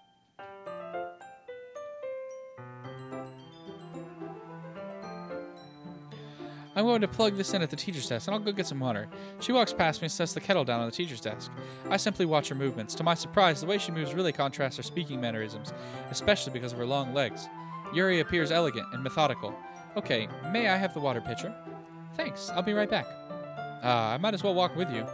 That's okay. You stay here. It won't take long. Pitcher in hand, Yuri walks out of the classroom. She's definitely going to cut herself again. So dumb. Did Yuri leave you again? No, it's not like that this time. She's just filling up the water pitcher to make tea. Oh, okay. Sorry for misunderstanding. 10 minutes pass. Yuri said it wouldn't take long. It's something holding her up. I'm bored. Just let me go look for her. So I step out into the hallway. Let's see. The most logical place for Yuri would be the nearest water fountain. So I head down the hallway. What's that noise? It's coming from around the corner. It sounds like breathing. A sharp inhale, like someone is sucking in the air through their teeth. Are they in pain? I reach the corner and peer around it. Yuri? Still not dead, just her arm. Okay, cool. Yeah. And we go backwards, going back in time, going back in time, going back in time. Here we go. And it's black. What happened to your eyes? I think that's what that is my interpretation of that sound. Of all that text. Okay. Wait. How did I... Sorry, I just had a really weird deja vu. This hasn't happened before or anything, right? My head has been a little fuzzy lately. I hope it hasn't really been showing again or anything. I would hate for you to think I'm weird after we just started spending time together. I mean, everyone has a few unusual things about them, but expressing those things so soon after meeting someone is usually seen as inappropriate or unlikable. At least, that's what I've discovered. When I was a bit younger, I think it would come on really strongly and get a little too intense. It made people not want to be around me, so I started hating those things about myself. My obsession with certain hobbies, and the way I can't control myself when I get too excited about something. So, I eventually stopped trying to talk to people. If nobody could ever like me for the things that matter most to me, then it's just easier if I close myself off. But recently, something's been wrong. I don't know what it is. Every time we come to the club, my heart starts going crazy. It's like it's going to rip out of my chest. It overwhelms me with energy and emotions I can't let out. It's been making me do weird things. I don't know why it's happening. Tzsweezy, is it just me, or has Monica been acting a little off lately? She's always been a sweetheart ever since I joined the club, but recently I've started feeling something sharp whenever she's around. I'm not crazy, right? Please tell me I'm not. I couldn't say anything before because she's always listening, but finally we're all alone. Can we just stay here for a little while? Yeah. Oh, you're gonna die. She's gonna kill you. I just want to stay here. Just the two of us. We can stay here until the club ends, and then we'll have the club room all to ourselves. Nobody to interfere with our reading time. Nobody to make me feel like stabbing myself in the throat. Ha ha ha. That was a joke. Just a joke. I do like knives, though. It sounds strange, but you wouldn't understand if you've never seen how beautiful they can be. I have an idea. Why don't you come to my house sometime? I can show you my collection. I've gotten them all from various artisans. I make sure to give them their fair share of use. I don't want them getting lonely or anything. Nobody deserves to be lonely. Nobody. And that's why I'm so happy you joined the literature club, Tzsweezy. Now we don't need to be lonely anymore. Because we have each other. Every day. That's all we need. You know what? Let's quit the literature club. There's no need for us to be around Monica's slimy tongue anymore. Not mention the other pathetic child. We can walk home together every day after school and read together, eat together, sleep together. Oh yeah. Doesn't that sound perfect? It's everything we could ever want. Isn't that why you joined the club in the first place? It's almost like it was fate. Fate that we would meet each other. And now we get the happy ending that I've patiently waited years for. Will you do that with me, Tzsweezy? Were there... That's how I'm interpreting that sound. Dang. That was weird. I don't know why I interpret that sound as the sound that a murloc from World of Warcraft makes, but I do. But I do. Okay.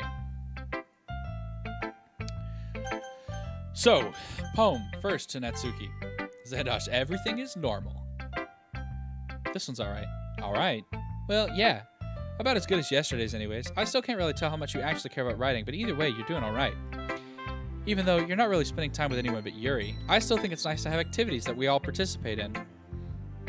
So you'd better keep working hard. I mean, I know I'm not president or vice president or anything, but that doesn't mean you can let me down, okay? So at least read mine too for now, but just to be clear, this poem means a lot to me, so read it carefully, okay? Okay. I don't know how to bring this up, but there's been something I've been worried about lately. Yuri has been acting kind of strange. You've only been here a few days, so you may not know what I mean, but she's not normally like this.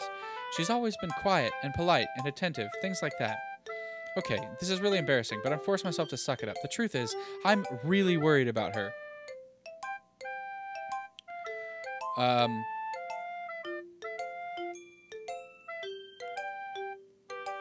Really worried about her. If I try talking to her, she'll just get mad at me again. I don't know what to do. I think you're the only person that she'll listen to. I don't know why. But please try to do something. Maybe you convince her to talk to a therapist. I've always wanted to try being better friends with Yuri, and it really hurts me to see this happening. I know I'm going to hate myself later for admitting that, but right now, I don't care. I just feel so helpless. So please, see if you can do something to help. I don't want anything bad to happen to her. I'll make you cupcakes if I have to. Please, just try to do something. Natsuki is a smart girl. She is a smart girl. She's doing the right thing, reaching out, not making it known. As for Monica, I don't know why, but she's really dismissive about this. It's like she just wants us to ignore it. I'm mad at her right now, and that's why I'm coming to you about this. Don't let her know I wrote this. Just pretend like I gave you a really good poem, okay? I'm counting on you. Thanks for reading. And, of course, the game is glitching now. I changed my mind. Ignore everything you just read. There's no point in trying to do anything. It's Yuri's own fault that she's so unlikable. Can you hear me, Tzsweezy? If you would spend more time with Monica, all these problems would go away. Ow. Yuri and I are too messed up for someone as wonderful as you. Just think of Monica from now on. Just Monica. Just Monica. Just Monica. Okay. Just Monica. Who should I show my next? Wait. Oh, wait, never mind. Okay, my voice actually hurts from doing that. Who should I show my poem to next? Monica. No, we're gonna go with Yuri because why not? Finally. Yuri holds my poem to her face and takes a deep breath. I love it. I love everything about it. Tzsweezy, I want to take this home. Will you let me keep it, please? Sure, I don't care. You're too nice to me, Tzsweezy. I've never met anyone as nice as you. I could die. No, not really, but I just don't know how to describe it. It's okay to be feeling this way, right? It's not bad, right? Yuri holds my poem to her chest. I'm going to take this home with me and keep it in my room. I hope that makes you feel good when you think about me having it. I'll take good care of it. I'll even touch myself on reading it over and over again. She totally masturbated with my pen earlier. Totally masturbated with my pen. And then I used it. That's disgusting.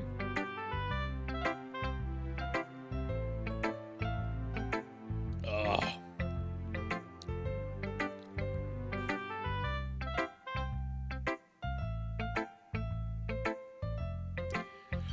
I'll give myself paper cuts so your skin oil enters my bloodstream. You can have my poem too. Besides, after you read it, I know you're really going to want to keep it. Here, take it. I can't wait any longer. Hurry, read it.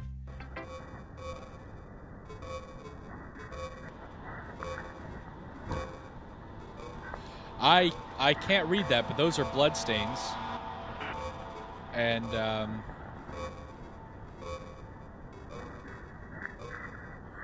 yeah, I can't read that. I can't read that. Whatever. But that's bloodstains, and then, like, I don't know what this is, but I'm really hoping... Oh, blood, saliva, sweat, tears on paper. Okay. So, there we go. Do you like it? I wrote it for you. In case you couldn't tell, the poem is about... More importantly, I haven't doubted with my scent. That wasn't saliva. That was female lubricant. That was female lubricant. See, aren't I the most thoughtful person in the club? Hi, I think I'm going to vomit.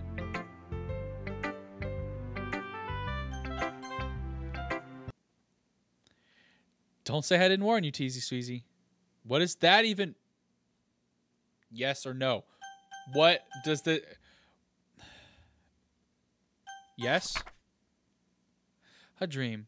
I was wandering an abandoned warehouse at night. I was lost, looking for an exit. I just wanted to go home. I came upon a huge, empty room, its ceiling, walls behind the darkness.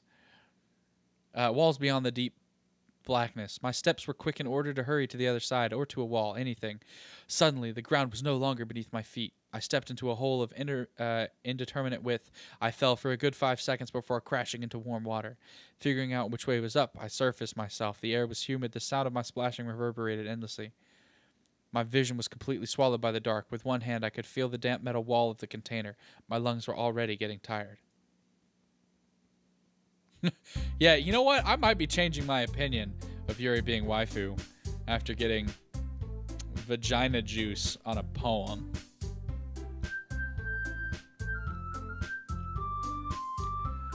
Let's hurry and get this over with. Jeez. Why is the mood so weird today? Look, even Yuri isn't immune to it. Stagnating air is common foreshadowing that something terrible is about to happen. Look, can we just get this done? I'm going to be printing and assembling all the poetry pamphlets. Natsuki, I was thinking, I want to make the cupcakes. Yeah, that. Glad we're on the same page. Yuri, you can, well, it doesn't matter. Do whatever you want, as long as you think it'll help. Monica, I'm not useless, you know. I know that. I already know what I'd like to do. We can't run a successful poetry event without having the right atmosphere for the occasion. So I'm going to make decorations and set up some nice mood lighting. See? There. That's a great idea, and that gives us all something to do. Alright, chat. Before I make my choice, I gotta ask. If I choose Yuri again, how do things play out differently? Like, am I gonna kind of get to the point where, like, how I played through and I like went and hung out with Sayori or like Yuri the first time and then met Sayori? Like, am I gonna start over and then just like basically do a Natsuki run all the way through? Because if I'm gonna get the chance to come back and do a Natsuki run, or if it's not gonna go any differently, I don't want to choose Yuri if it's not gonna go any differently. Okay, it really doesn't matter at this point. Okay, Tzsweezy is going to help me. Wait, what do you mean? Wait, you? You have the easiest job, Monica. Sorry, but that's just how it is. Like hell it is. What are you trying to pull? I agree with Natsuki. Not only is your work already most suitable for one person, but my task is laborious enough to benefit an extra pair of hands. Mine too. What, your cupcakes? Please. Like you would fucking know. All you care about is dragging Tzsweezy around with you and your stupid books. You and Monica. Hey. You didn't even do anything. Okay, then why not let Tzsweezy decide who to help instead of abusing your power? I'm not abusing my power. Yes, you are, Monica. Just let Tzsweezy make the choice, okay? Okay, fine. Fine. Cheese. Tzsweezy, I know how fed you up you are with these two by now. We can just... Natsuki, shut your fucking mouth and let him decide for himself. Wow. Okay, I'm definitely not doing these push-ups because these are not... It's not me. This is the game. I'm just reading. Let him decide for himself. You shut your mouth. Jesus Christ. This is never going to end. Just make the choice, okay? Yeah, I'm not doing these push-ups, Tatiana. It's not happening. It's not happening. I'm just reading the book. All right. At this point, we're locked in with... No! I will not choose Monica because the game wants me to.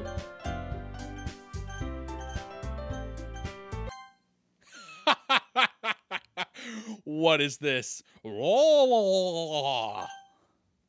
Monica. Yay, you picked me!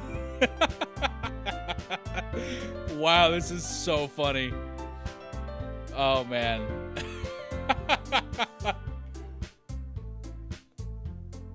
Man, I applaud whoever made this. This is weird.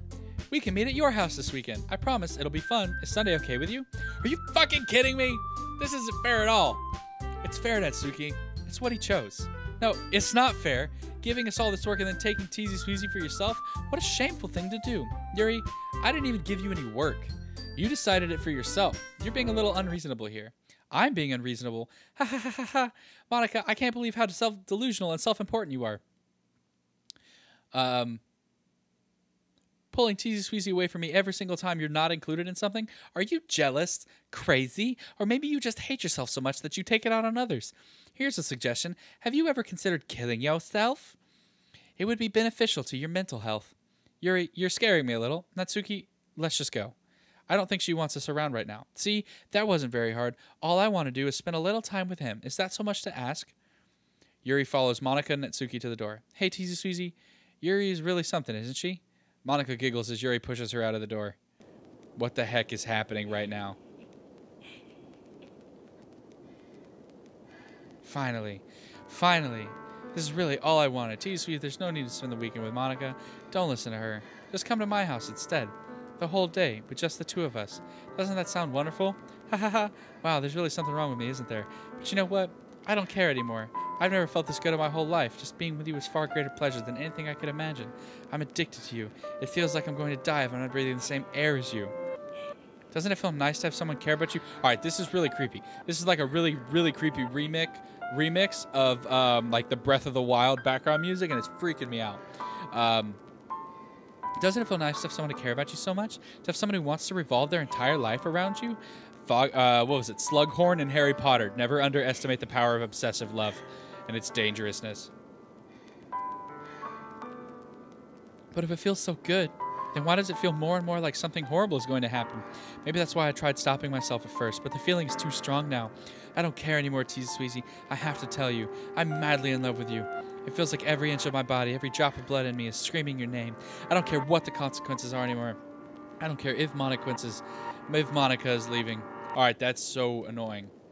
Please, Tzsweezy, just know how much I love you. I love you so much. I even touched myself with the pen I stole from you. I called it! Called it! Called it. Freaking nasty. You nasty. I just want to pull your skin open and crawl inside of you. I am not a tauntaun, lady. Hashtag not a tauntaun. I want you all to myself, and I will only be yours. Doesn't that sound perfect? Tell me, Tzsweezy. Tell me you want to be my lover. Do you accept my confession? Yes. And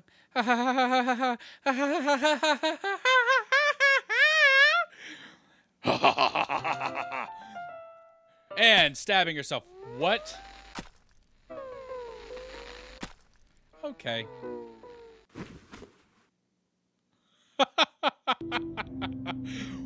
That was just ridiculous. I don't even... That's all I got for that. That's all I got. Wow.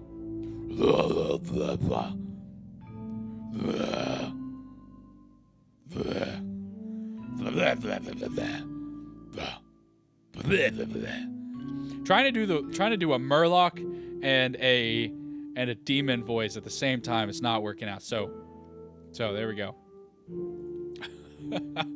Wow.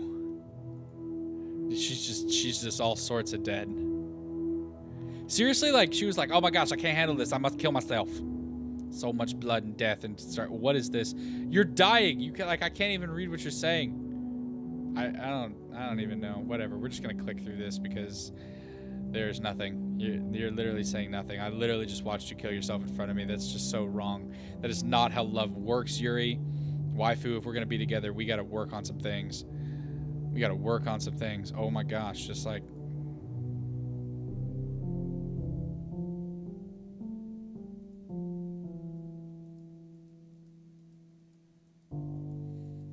Thanks, Nighthawk. I can probably safely say... Oh, wait, like I can check the...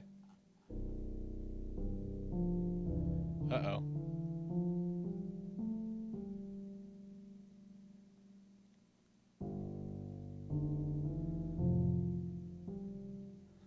It's literally just... Wait. Club member. How we make that dream come true every day, full of chit-chat, fun activities. Sayori, the young booth of sunshine, who's no longer alive. Natsuki, the deceivingly cute girl who backs an assertive punch. Yuri, the timid and mysterious one who finds comforts in the world of books. And of course, Monica, the leader of the club. That's me. I'm super excited. The Retro Club can become a more intimate place for all my members. Will you promise to spend the most time with me? Will you promise to spend the most time with me? Will you promise to spend the most time with me? Most time with me, most time with me, most time with me. Okay, cool. Let's go back and just keep okay, you're dying. We're gonna skip. Yay. Oh, and she's still living? Like she stabbed herself in her heart. It's the next day already.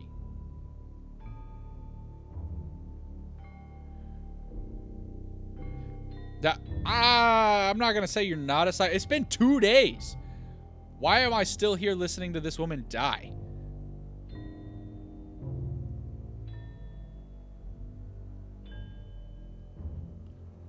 Roll. All right, it's festival time. Wow, you got here before me. I thought I was pretty. Yeah. Ah! I didn't kill. Oh, and now she's vomiting. Natsuki runs away. I'm here. Tzsweezy, did something happen? Natsuki just ran past me. Oh. Well, that's a shame. Wait, were you here the entire weekend, Tzsweezy? Oh, geez. I didn't realize the script was broken that badly. I'm super sorry. It must have been pretty boring. I'll make it up to you, okay? Just give me a sec.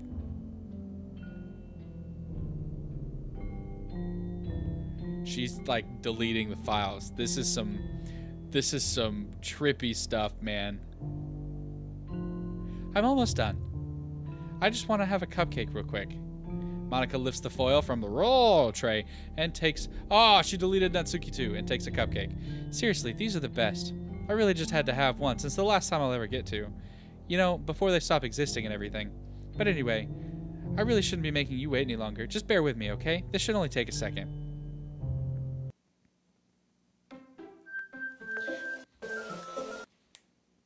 Oh, I was getting ready for that jam. Can you hear me? Is it working? Yay, there you are. Hi again, Tzsweezy. Welcome to the Literature Club. Of course, we already know each other because we were in the same class last year, and, you know, I guess what is going on in this cosmic background back here? I guess we can just skip over all that stuff at this point. After all, I'm not even talking to that person anymore, am I? That you in the game, whatever you want to call him, I'm talking to the you, Tzsweezy. Or do you actually go by Taylor or something? How did you find that? I mean, it's not hard to find that, but like, how did you find that? Now that I think about it, I don't really know anything about the real you. In fact, I don't even know if you're a boy or a girl. Well, I guess it doesn't really matter. Wait, you do know I'm aware that this is all a game, right? Could it be possible that you didn't know that? That doesn't make much sense. I even told you right on the game's download page, didn't I? Man, if you only had paid a little more attention, this would have been a little bit less awkward, you know? Well, anyway. Now that this is out of the way, I guess I owe you an explanation. About that whole thing with Yuri. Well, I kind of started to mess with her, and I guess it just drove her to kill herself. Ha ha ha! I'm sorry you had to see that, though. Also, the same thing happened with Sayori. Gosh, it's been a while since you've heard that name now, hasn't it? Yeah, it's because she doesn't exist anymore. Nobody does. I deleted all their files. I was hoping it would be enough for me to just try to make them as unlikable as possible, but for some reason, nothing worked. Well, it's true that I made a few mistakes here and there, since I'm not very good at making changes to the game, but no matter what I did, you just kept spending more and more time with them. You made them fall in love with you. I thought making Sayori more and more depressed would prevent her from confessing to you, and amplifying Yuri's obsessive personality backfired too. It just made her force you not to spend time with anyone else. And the whole time, I barely got to talk to you. What kind of cruel game is this, Tzsweezy?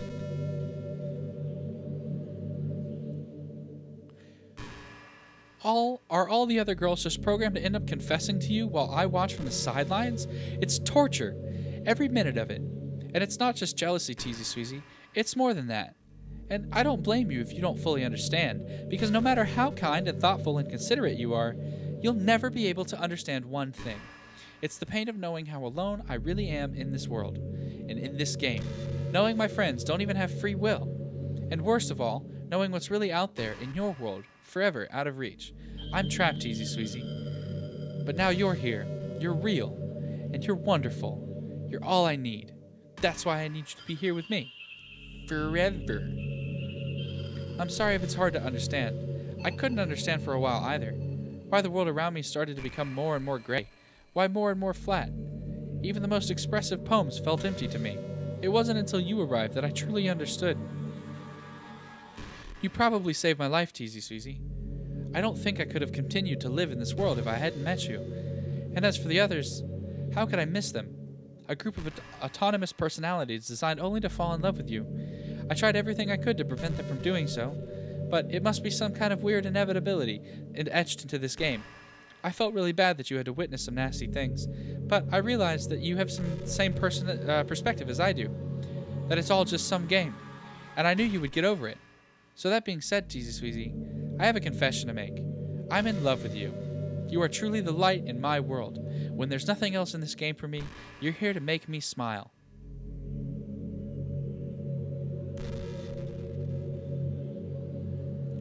Will you make me smile like this every day from now on?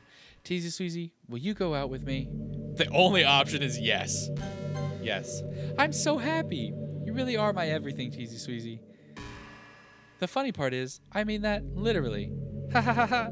There's nothing left here. Just the two of us. We can be together forever. Seriously, I don't even think time is passing anymore. It really is a dream come true. I worked so hard for this ending, Tzsweezy. The game wouldn't have given me one, so I had to make one myself. The script is broken at this point, so I don't think anything will get in the way anymore. And you wouldn't believe how easy it was to delete Natsuki and Yuri. I mean, there's a folder called Characters right in the game directory. It kind of freaked me out how easy it was. Well, you're playing on Steam, so it was actually a bit more difficult. To get into the game directory, I had to go into the game's properties, find the Browse Local Files button. Imagine if you could delete your own existence with the click of a button. Well, I guess on the plus side, it gave me an easy out if things didn't go my way. Ha ha ha ha. Thankfully, it didn't come to that. Instead, we finally got a good ending. Gosh, I'm so overwhelmed with emotion. I want to write a poem about this, don't you? I wonder if that part of the game still works. I guess there's only one way to find out, right?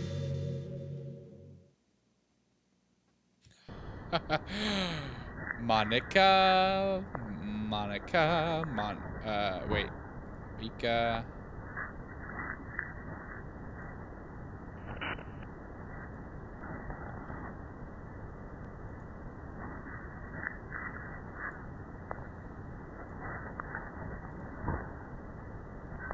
I don't think I'm putting these together right, and that's okay. I kind of want to know what happens if she kills me. Like, if that's a possibility. Her whole poem is just Monica, Monica, Monica, Monica, Monica.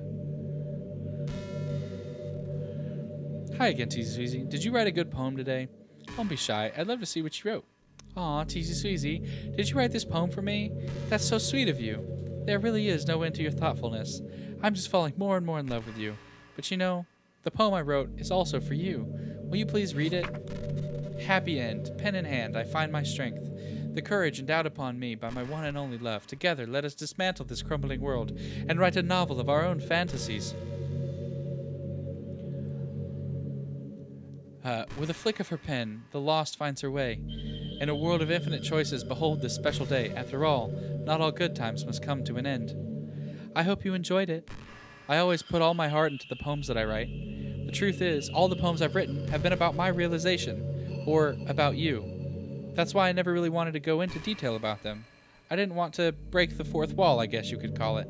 I just assumed it would be best to be part of the game like everyone else. Like that would help the two of us end up together. I didn't want to ruin the game or anything, you know? You might have gotten mad at me. Maybe even deleted my character file if you'd preferred playing without me. Gosh, I'm so relieved. Wait, I could have done that? Man, alright, I don't want to play this game again. But I kind of want to now just to see what a playthrough without Monica would be like. And that's a little weird. So, now we don't need to hide anything anymore. Are you ready to spend our eternity together? Tzsweezy, I have so many things to talk about. Where do I start? If it takes me some time to collect my thoughts, then I'm sorry. But I'll always have something new to talk about. In the meantime, we can just look into each other's eyes. Let's see. Hello, Nick, and it's me, Imerky, and Imerky. And we're just looking into each other's eyes. Is this how the game ends? Is this it? Like, is there nothing? Is there?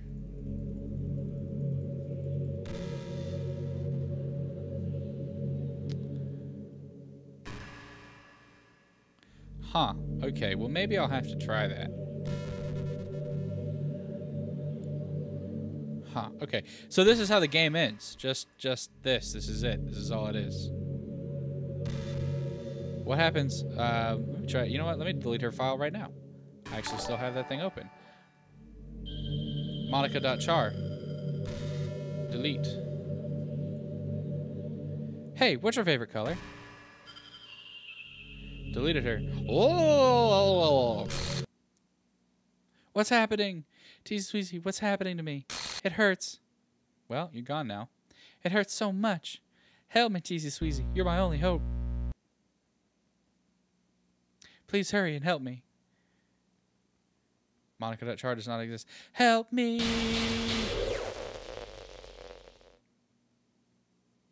I deleted a file. Calm down. Yes, it is a rainbow sheep. It is a rainbow sheep. It's me, Imerky. Thanks for following. Did you do this to me, Tzsweezy? Did you? Did you delete me? She just punched the text box. How could you? How could you do this to me? You were all I had left. I sacrificed everything for us to be together. Everything. I loved you so much, Tzsweezy. I trusted you. Do you just want to torture me? Watch me suffer? Were you only pretending to be kind just to hurt me even more?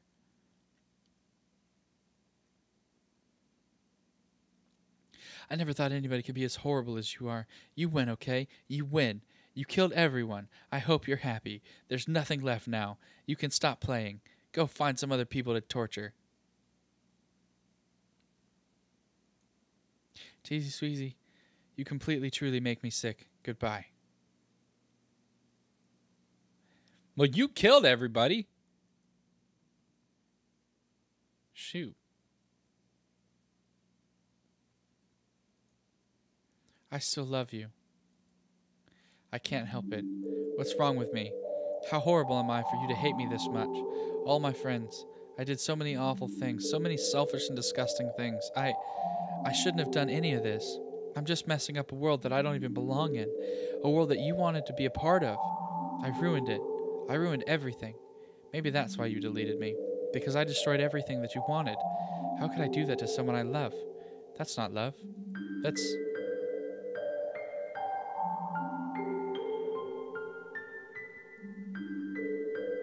I've made up my mind. Tzsweezy, I know I said that I deleted everyone else, but that was kind of an exaggeration. I couldn't find it in myself to do it, even though I knew they weren't real. They were still my friends, and I loved them all, and I loved the literature club. I really did love the literature club. That's why I'm going to do this. I know it's the only way for everyone to be happy, and if I really love you, then roll.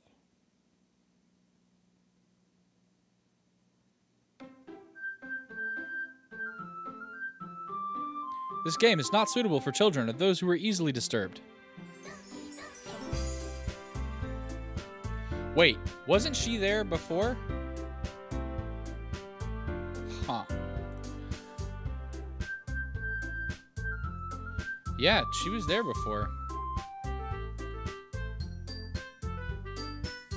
I guess maybe it's because I deleted it and it like started everything back up.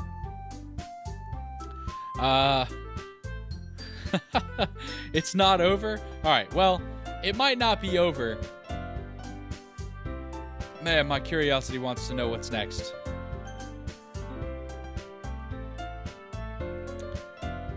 But I am out of time for tonight. My wife is going to get home anytime, and I have got to hang out with her. I haven't seen her all day. So, thank you for hanging out. I appreciate it. Oh, it's only 10 or 20 minutes? Yeah, okay, let's do this. Let's do this. It's not that long. All right. It's an ordinary school day like any other. As usual, I'm surprised by couples. You guys convinced me. You convinced me. Here we are. All right. Surrounded by couples and friend groups walking to school together. I always tell myself it's about time I meet some girls or something like that. Hey, Tzsweezy. Well, there already is one girl. That girl is Sayori, my neighbor and good friend since we were children. We used to walk to school together every day. And recently, we picked up that habit once again. Tzsweezy, are you proud of me? For what? You know, for waking up on time. Well, you've been doing that for a while now. Uh-huh. But you never said anything about it, even though we walked to school together every day. Well, yeah. I always thought it was implied. It's embarrassing to say out loud. Come on, please. It's good motivation. Fine, fine. I'm proud of you, Sayori. Hehe. We cross the street together and make our way to school. As we draw near, the streets become increasingly speckled with other students making their daily commute. By the way, Tzsweezy, have you decided on a club to join yet? A club? I told you already, I started to say what I always do, that I'm not interested in joining any clubs, but something tells me Sayori would take more offense to that now. After all, how could I tell her that clubs are a waste of time, when she's started a club of her own? Actually, yeah, I think I've decided on a club. Really? Which one? Tell me. Huh. I think I'll keep it a surprise. Boo. You meanie. Be patient, you'll find out soon enough. I used to ask myself why I let myself get lectured by such a carefree girl, but I started to realize, in a way, I envy her. When Sayori puts her mind to do something, she accomplishes great things, so that's why I feel like I should do something special for her.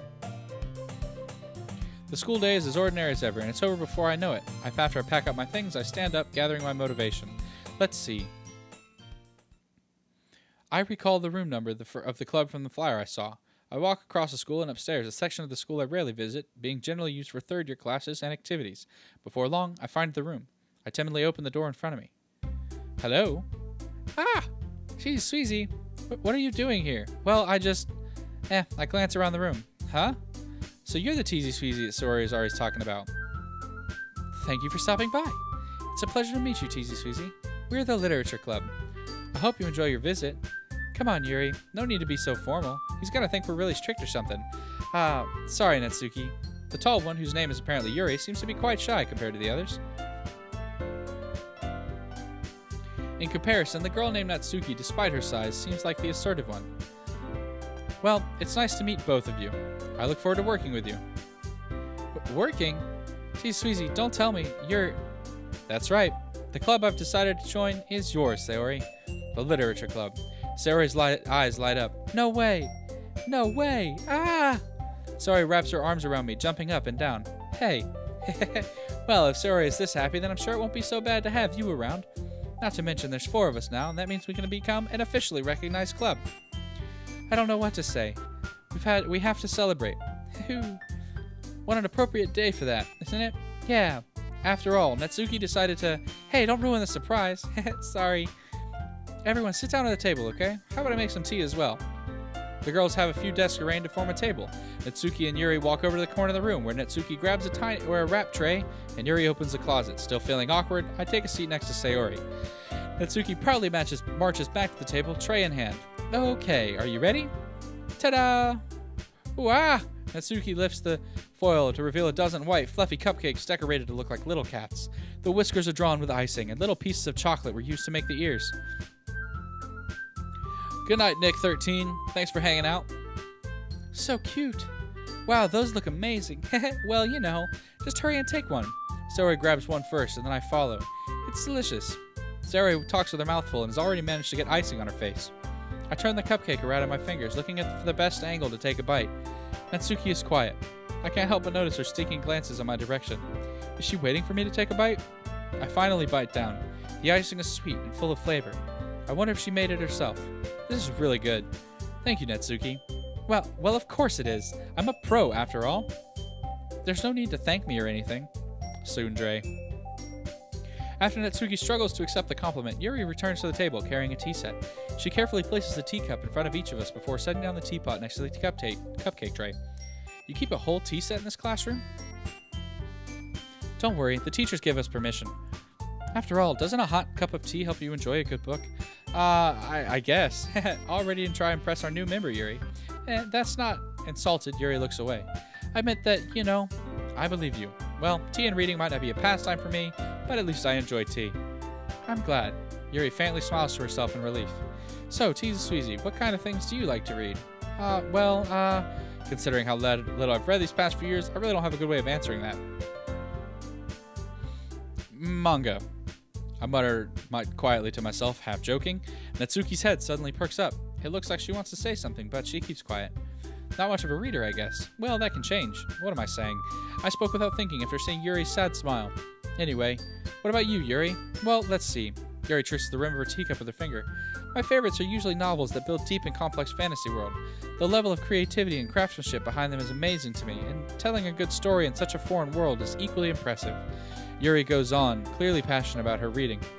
She seems so reserved and timid since the moment I walked in, but it's obvious by the way her eyes light up that she finds her comfort in the world of books, not people. Gaming YouTube, thanks for hanging out.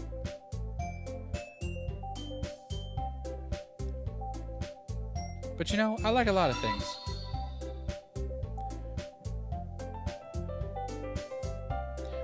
Don't feel intimidated if you don't read much, okay? I'm certain we can find something we have in common. Hey, Yuri. Well, about, you know, the first thing he said. Manga. That's right. Natsuki tends to read manga in the club room. Don't just say it. For some reason, Natsuki seems embarrassed about it. Besides, manga is literature too, you know. So if Tzsweezy wants to read some of my manga, then don't try to stop him or anything. Natsuki, I wouldn't do such a thing. However, it could also be nice for us to diversify ourselves a little. He could take his opportunity to try something new as well. Wouldn't you agree, Tzsweezy? Maybe. Sensing the tension, Sayori jumps in. Maybe we can all try something new. I think it could be fun. And we'll all get to know each other a bit better too. I mean, that's the kind of thing literature clubs do, right? I don't disagree or anything. Yeah. You're right as usual, President. I guess that means I should try picking up a new novel or something. Well, that would make 2 of us.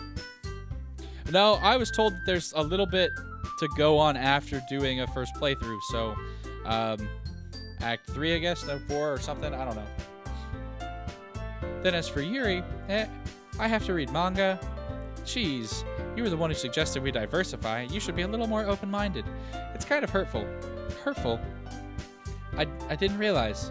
With a guilty expression, Yuri thinks to herself, I'm sorry for disrespecting your interest, Natsuki. If you're into it, then I'm sure it's a worthy form of literature. Are you just saying that? No, I've realized my error. So if you're willing to consider starting a novel, then I'll offer my gratitude by finding a manga to read as well. Really? I mean, it makes me happy that you do that for me, Yuri. You can trust me to find something that you'll really like, okay? Same here. Perhaps I'll visit the bookstore after the club meeting. Just you? Ha! Would you like to come along with me? If you don't mind. Not at all. I always go alone, so yeah, me too. This is so cute! Sari, shut up. I'll show some manga there. I'll show you some manga there too, okay? Yes. We'll look forward to it. Natsuki and Yuri start to clean up the food. Hey, I guess the meeting's over, huh? Yeah, looks like it. It's nice to see everyone getting along. Isn't it? I think everyone likes you too, Tzsweezy. You think so? Well, everyone always seems to get a little better along with you around, Sayori. Aw, Tzsweezy, don't say something like that. It's embarrassing. Well, whatever. I was surprised when you told me you were starting a club, but I think you're pulling it off just fine. We're gonna make it the best club ever! Now that you joined, every day is gonna be so much fun. Hey, Tzsweezy, I really want to thank you. I mean, I'm really happy you joined the club and everything, but the truth is, I already knew you were going to. There's actually something else. I wanted to thank you for getting rid of Monica. That's right. I know everything she did. Maybe it's because I'm the president now, but I really know everything, Tzsweezy. I know how hard you tried to make everyone happy.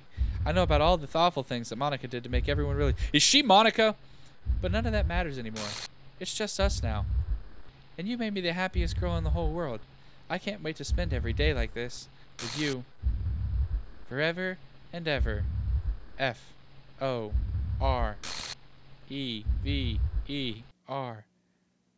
No. Huh? Wait, what's happening? I won't let you hurt him. Who? It hurts. I'm sorry, I was wrong. There's no happiness here after all. Goodbye, Sayori. Goodbye, Tzsweezy. Goodbye, Literature Club.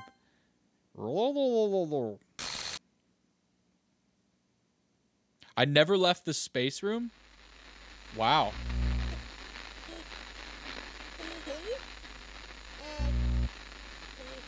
Yes, I can hear you. Can you hear me? Yep.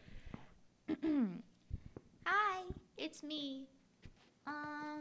So you know how I've been like practicing piano and stuff, and not really any good at it yet, like at all. But I wrote you a song, and I was kind of hoping that I could show it to you because I worked really, really hard on it. So yeah. Okay, go ahead, Monica. No, she wrote the like theme song? That's cool. Every day I imagine a future where I can be with you. Aw, okay, I feel like this is gonna be really cute. In my hand is a pen that will write a poem of me and you. Just Yuri, thanks for subscribing.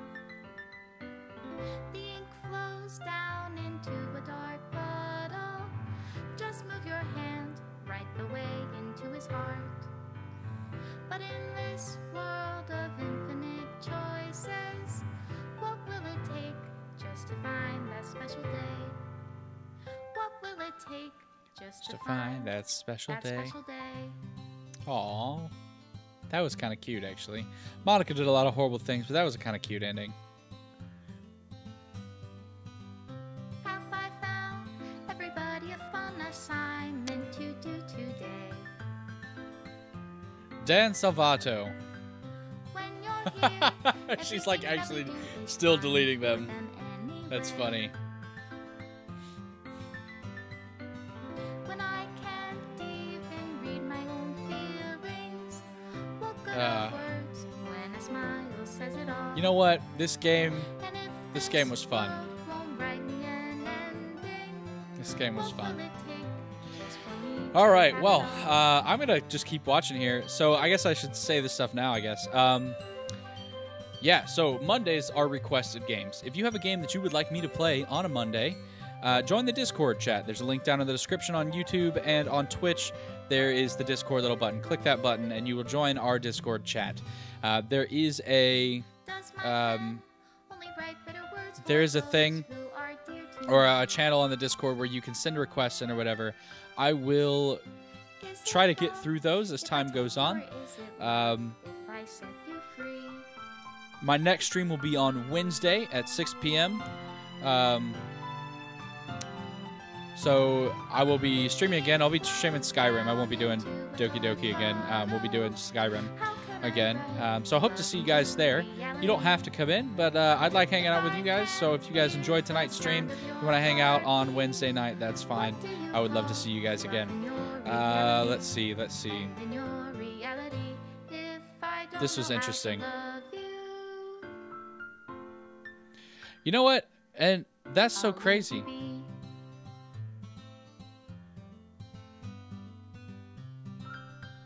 Made with Love by Team Salvato. That was a creepy thing, man. My final goodbye to the Literature Club. I finally understand. The Literature Club is truly a place where no happiness can be found. To the very end, it continued to expose innocent minds to a horrific reality, a reality that our world is not designed to comprehend. I can't let any of my friends undergo that same hellish epiphany. For the time it lasted, I want to thank you for making all my dreams come true, for being a friend to all of the club members, and most of all, thank you for being a part of my Literature Club. With everlasting love, Monica. Script file is missing or corrupt. Please reinstall the game. Okay. All right. Well, that just died on us. So there we go. Yeah. That's how that's going to end, I guess. Cool. That was something. That was definitely something. Oh, you know what, Liberosity, I don't know if you're watching, but you called me a weeb, and I have to say, I kind of am. So, good night, everybody. It was fun. Thank you for hanging out. I will see you guys on Wednesday. Adios.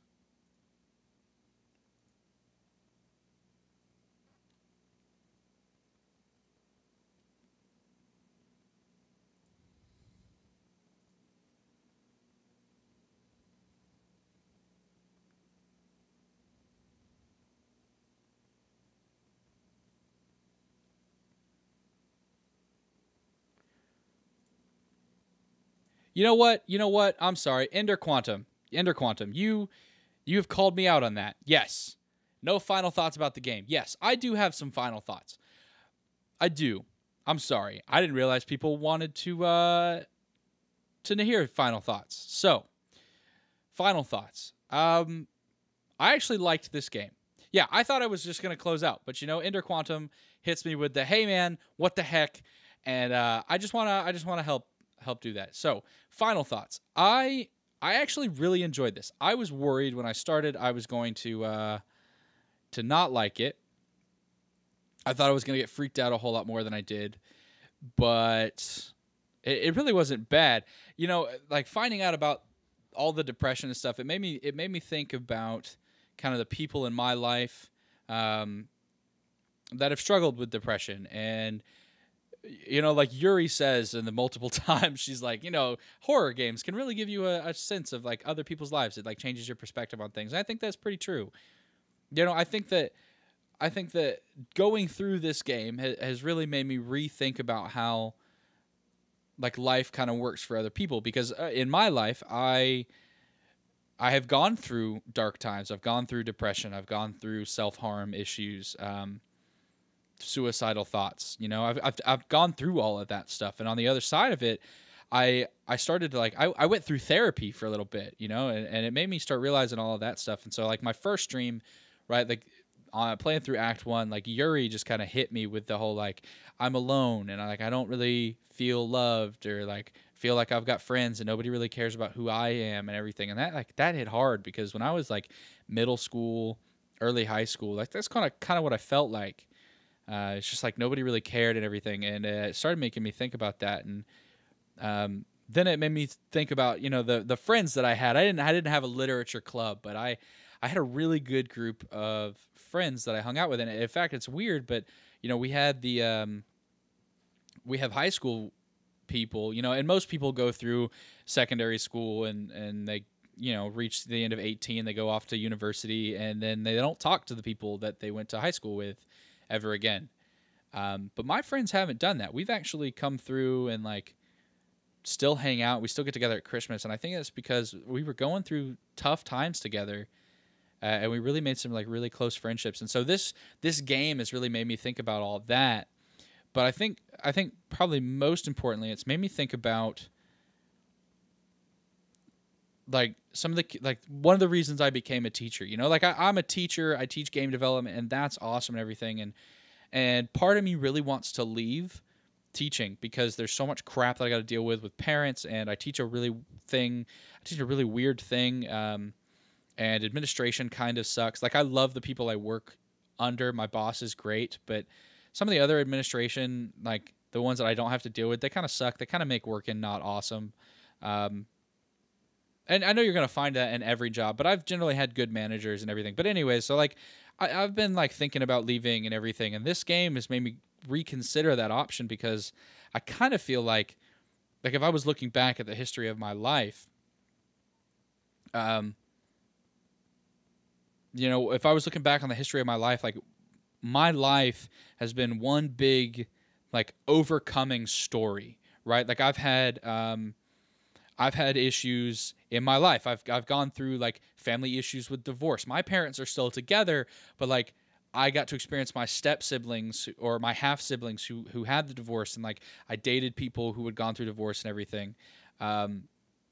And so like I've gone through a lot of this junk, and I've learned how I was engaged, and then I was engaged for 2 years. I dated the girl for 5, and then like that fell through, and like so I've gone through like serious heartbreaks and stuff. And you know, I went to university. I get my degree, and what my degree is in, I get a degree in like theology, and I'm like, hey, what the heck? What am I going to do with that? Now I teach game development. I don't use theology at all anymore. But man, I am. You know, part of the reason I think that God made me a teacher, if you don't believe in God, that's fine. But one of the reasons I think that God made me a teacher is because I've gone through some crap. And because I've gone through some crap, like I can look at the weird kids in class, the ones that don't really fit in, the ones that when they speak, everybody in the class rolls their eyes. And I can look at them and I'm like, dude, listen, like you're a freaking weirdo and I love you. And I think that's powerful. And so I've been considering leaving teaching, but this game is really making me feel like, man, I'm forgetting why, or I have forgotten why God put me in a school in the first place. And it's so that I can help kids go through trials and like be the parent that maybe they don't want to deal with at home, or be the father figure or the older brother that they can turn to and look at and go, listen, man, I'm going through some crap. I need some help. I just need someone to talk to, or someone to just exist in this sorrow and sadness with me. So playing this game has made me really rethink a lot of the life choices that I've been trying to make. You know, a lot of the teachers I work with are like, get the heck out. Like, you don't want to do this for a career. You're fully capable. You can go program. You can go make so much more money and get out of here and everything. And I like that idea. I really do. But you know, if I'm not working with students in some capacity, and I could go back to volunteering at a church and a youth organization and everything, but if I wasn't working with students in some capacity, if I wasn't having those relationships and those connections where I really got to know students and exist with them in their time of struggle, then I think I would have a life wasted. And this game has made me think about some of those kids that I've already worked with and done that with, and my own life and its like career choices and everything. And so final thoughts. I don't know. This game was good. This game was really freaking good. I've cried throughout it. Whatever. But I think it's done a good job of refocusing me on like the point of life isn't the money. The point of life isn't the stuff that you get. It's in the relationships you build. It's in the how do you make people's lives better. And so that's what I think. I think final thought is this game is really about trying to get people to understand that other people go through crap, and your job in life as a human is to work with other people and to try to ease their suffering where you can. And you're not going to be able to save everybody, right? Like I did everything I could, and Sayori still died. There's nothing I can do about that. And I tried to like save Yuri and help her with her issue, and like she killed herself in front of me. And I realized Monica was messing with stuff, but like that's tough. That's hard to deal with as someone who works with kids and like wants to try to help. So I don't know. But final thoughts on that. I think this game is the point of this game is to really open your eyes and like help you understand what life is about. It's helping people. It's not about making money or getting rich or getting famous or anything like that. And that's actually part of the reason I started streaming, because I work with enough kids, but like I don't get to hang out with them in class. I get to hang out with them while I'm streaming. I get to hang out while we're like goofing off and playing video games together. And so this is a way for me to connect and kind of get to know them and get to know you guys. So thanks for watching. Those are my final thoughts, Ender Quantum. Hopefully you stick around. I'd like to see you a little bit more in these streams. So thanks for asking. Sorry for ranting. And that's all I've got. So I'm going to go hug my wife and probably cry a little bit now. Too many emotions. So yeah. All right, guys. I'm going to get out. Have a good night. I'm definitely going to go cry. Thankfully I got my tissue. So I'm going to go cry. It's fine. I love you guys. Be safe. I'll see you next time. Come back on Wednesday. Peace out.